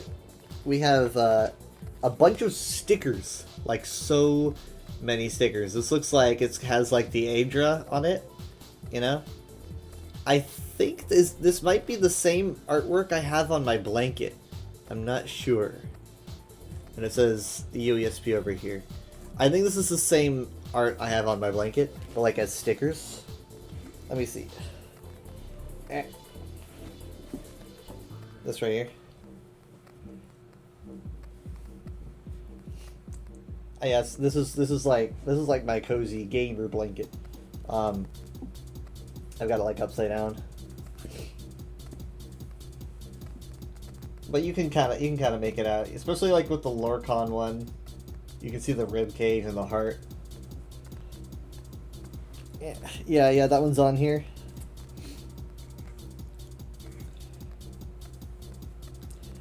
I mean, these are pretty cool because like you see the divines and like their like Nordic animal totem counterparts. Like you see Dibella with the moth. You see Shore with the fox. You see Stoon with the whale.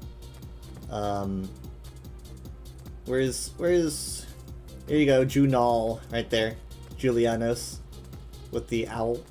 All very well done. Very, very cool artistic interpretations.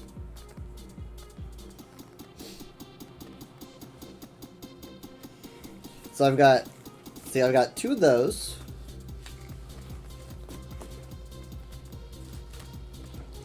And I have the calendar for 2026. This calendar uses a screenshot from Oblivion Remastered, the finale, which I still haven't seen in-game yet. My PC's a little bit slow. I have a hard time playing Remastered, but it looks fantastic.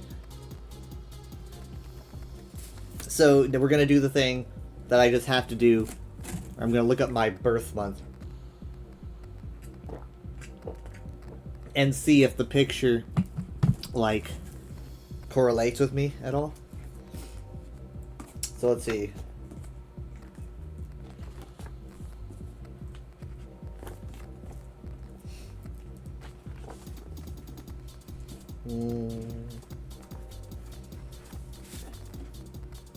Okay, so we have an Oblivion remastered shot for this one. It's like the inside of one of those towers with you got like a sigil stone. Very evil looking, which I think matches me perfectly. It's a very neat little screenshot. This is for August, by the way. It's for August. My birthday is on the 1st. It's going to be on a Saturday, I guess.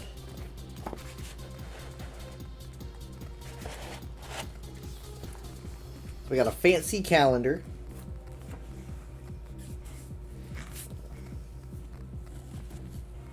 I have a collection of UESP calendars somewhere.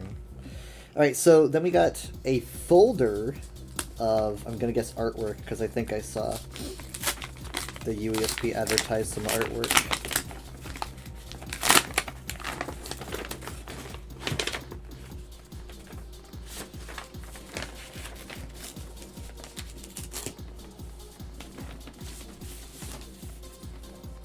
Okay, so these look like brochure pieces. We have Get Lost in Piandania. All these serpents here and all the water. Go to the land of the Maormer. You have to imagine it because it's in literally no Elder Scrolls game, and it will probably never appear in an Elder Scrolls game. But it's really great art. All the serpents. You got like figures like Maormer riding on the serpents.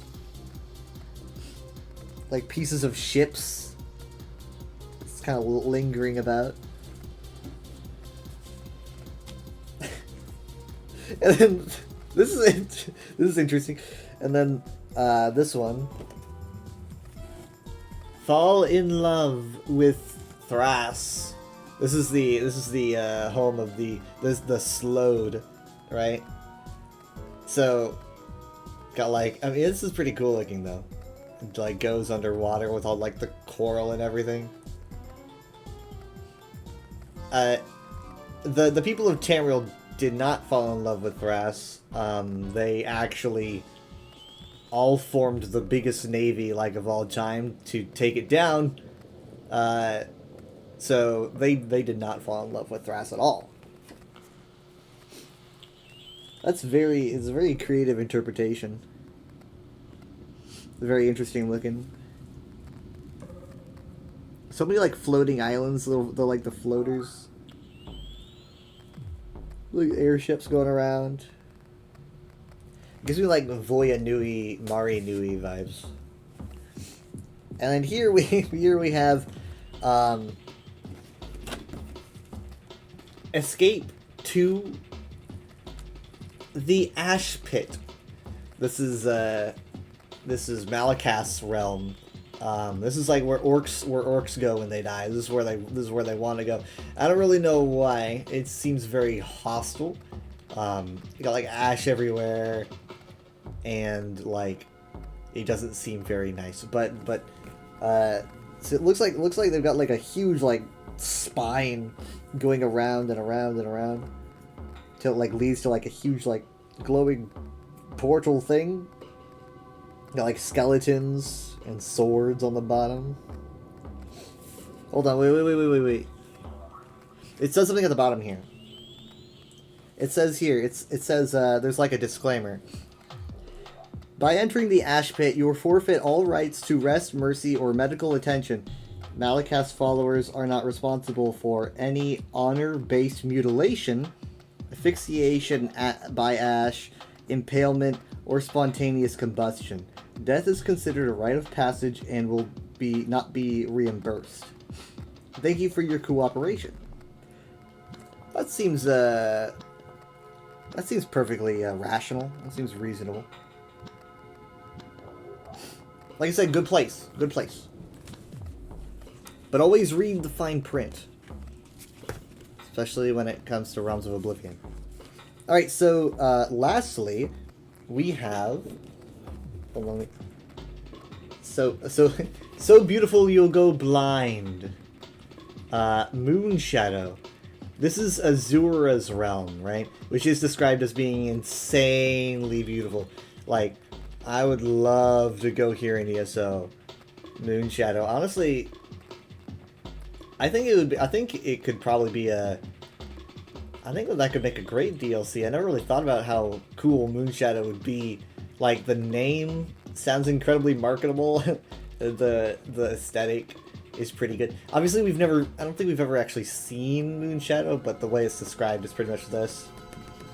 I like the roses, the flowers everywhere. Pretty good.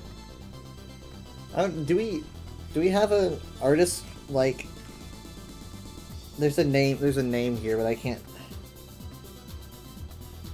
I think Skeletalk, like Skeleton Talk, Skeletalk is the artist name. Let me see, because I don't want to go through this and then not shout out the artist.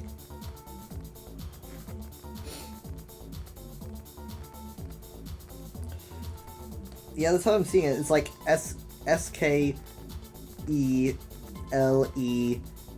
Talk.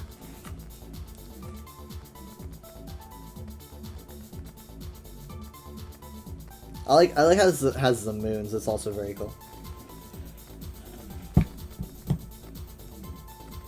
All right, so we got those interesting choices. I kind of, it'd be kind of cool if we like cycle through those like each year. Okay, so now we have a couple last things. Wait, hold on. We've got 3 more things, interestingly enough. Yeet! Okay. So, this was like at the very, very bottom, and honestly it's kind of interesting to me, so I'm gonna look into that. Let me... Where do I put these? No. Okay, right there. So, I don't know what this is. It's some kind of it's like a... it looks like a golden ticket. Guys, I got the golden ticket! I'm going to the chocolate factory. Let me get it out. Oh, it's a bookmark, I think. It's like a... I think it's a bookmark. This could be useful.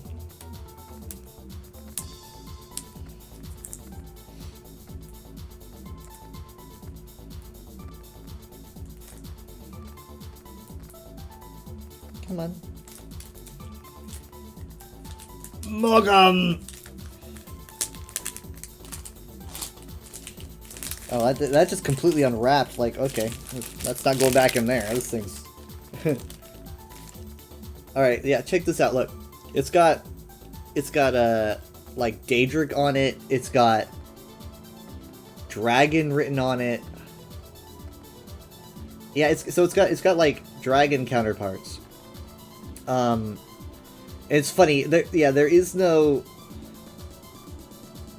no like distinctive J. I don't think any dragon word has J in it. I think J is non-existent in any dragon words. We've got a Yakem here, interestingly. We've got the kind of E-looking Yakem.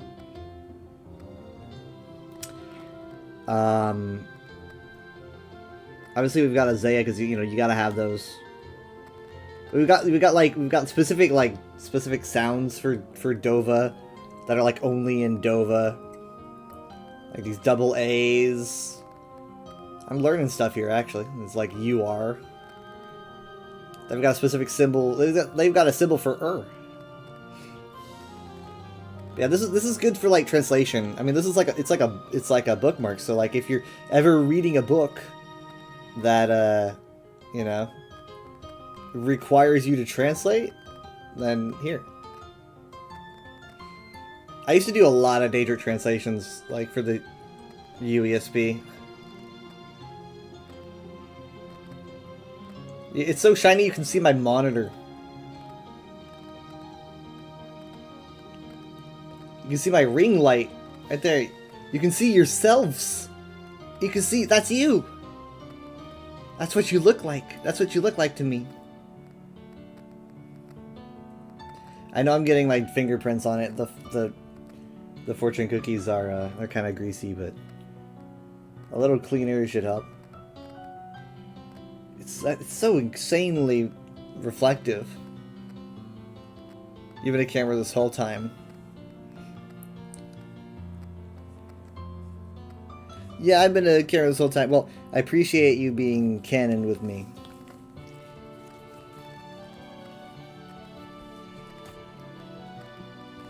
Okay, last two things. Last two things. I'm wearing this thing like a shawl. Okay.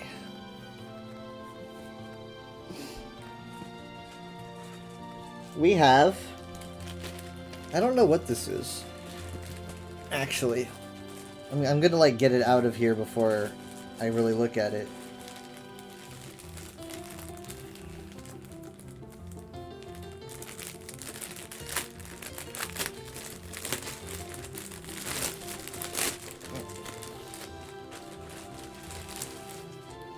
What in the... Is this like an apron? Oh, it's a bag. It's like a canvas. It's like a canvas bag. It says UESP on it. Look at that.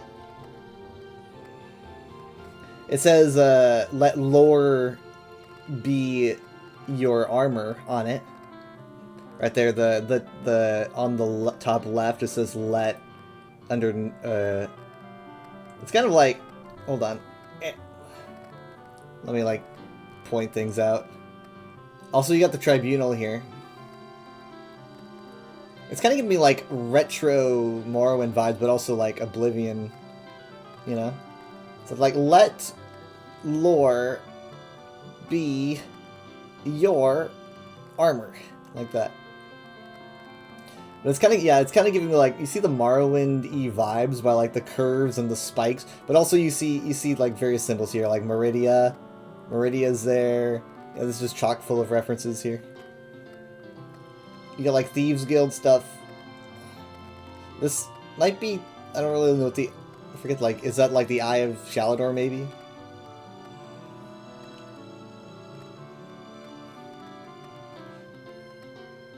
You got the ESO Ouroboros right there. You got a Bantam Guar in the bottom right. You got Uriel Septum and a Nirnroot. You got the Hermaeus Mora symbol, Dark Brotherhood. I'm pretty sure that's like Jagar Tharn, I think, on the left.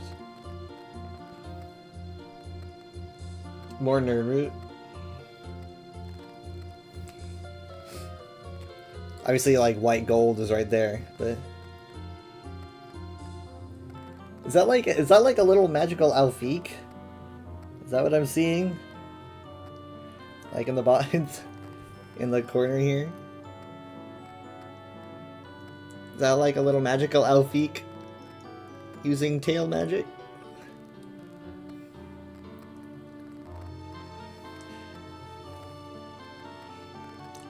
A lot of cool little symbols on this.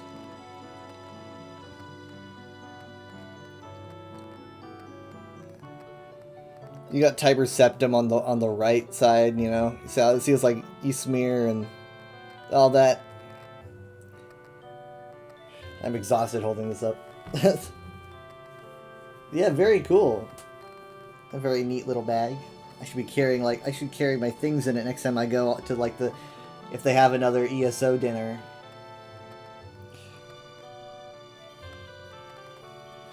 I did not expect a bag. At first I was like, is this a cooking apron?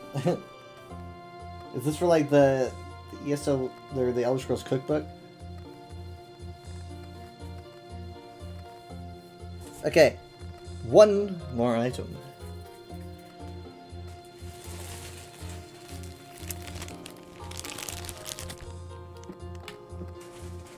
I also don't know what this is, so... This... looks, ambitious.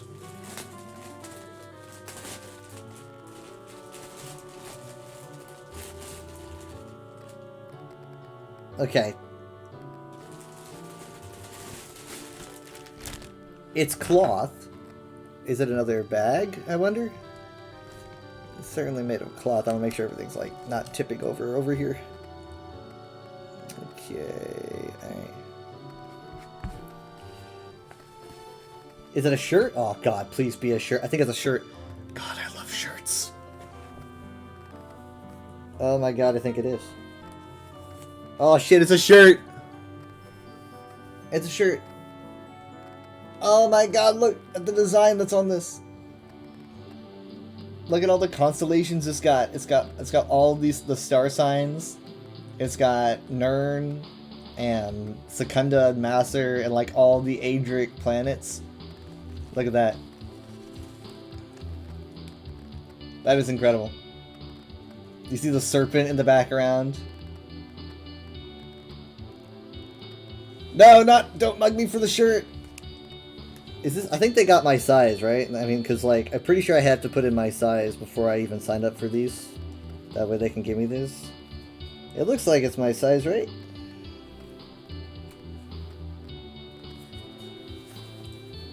Yeah, let me look at it myself.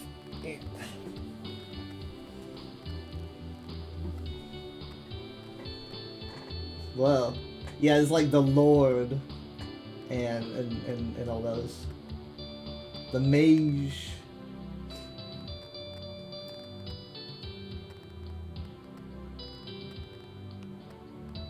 It's got the serpent in the back. And all the spokes in the wheel. It's very interesting.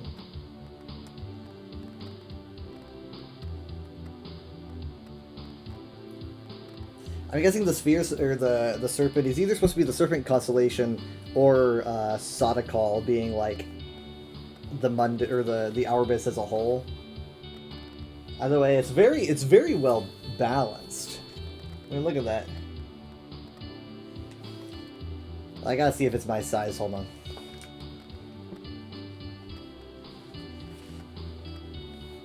I just gotta take this off. No, it's good.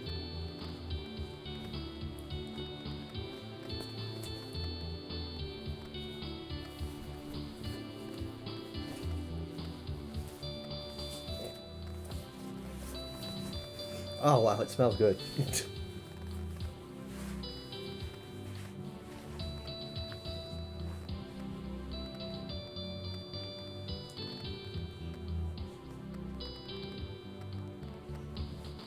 Alright. Yeah, that's definitely my size. I'm getting a lot of shirts. This is my third one in like 2 weeks. Because I always seem to get them for Christmas. Because like I said, I'm a shirt guy. It's very cozy, very snug. Eh. Yeah, that was a good haul. At first it didn't look like it was going to be a lot of stuff because it was like so just packed under just an endless amount of paper. There's a lot of good stuff in there. Good haul. Maybe I should see if they'll like deliver me these early, so I can show them off on stream at some point.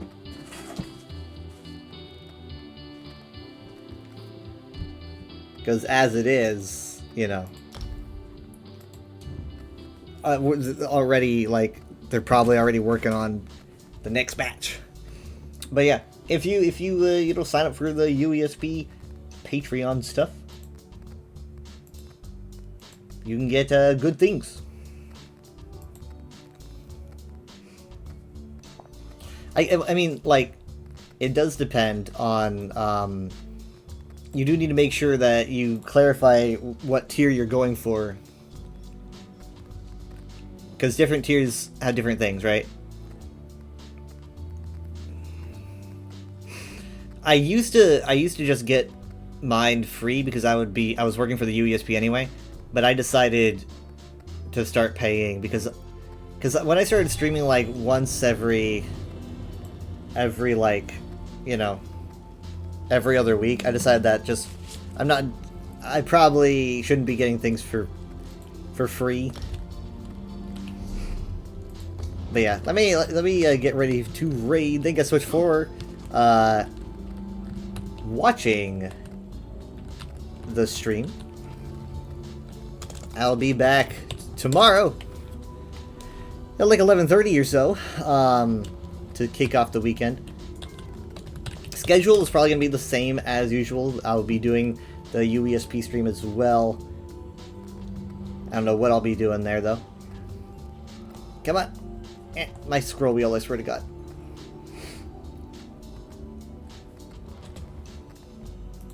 Alright, thank you guys so much for being here. I will see you next time. Bye. Wait, hold on. Oh, I gotta find someone to raid to. Actually, I haven't actually done that yet. How to make my character sleep like that? I have /Stargazer, which I believe is an emote that came out with the crate a while back.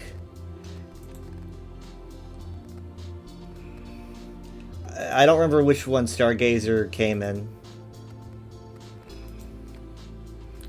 But I'm a professional at sleeping. I don't want to brag. Even though he doesn't really look asleep, he's more like looking up. It also looks good for like cloud watching. He looks like he's cloud watching too.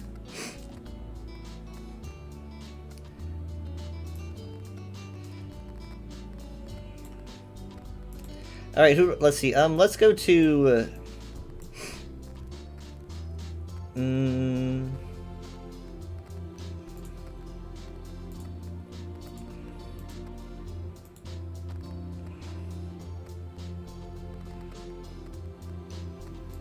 Let's go to Locke, who's playing some Final Fantasy XIV.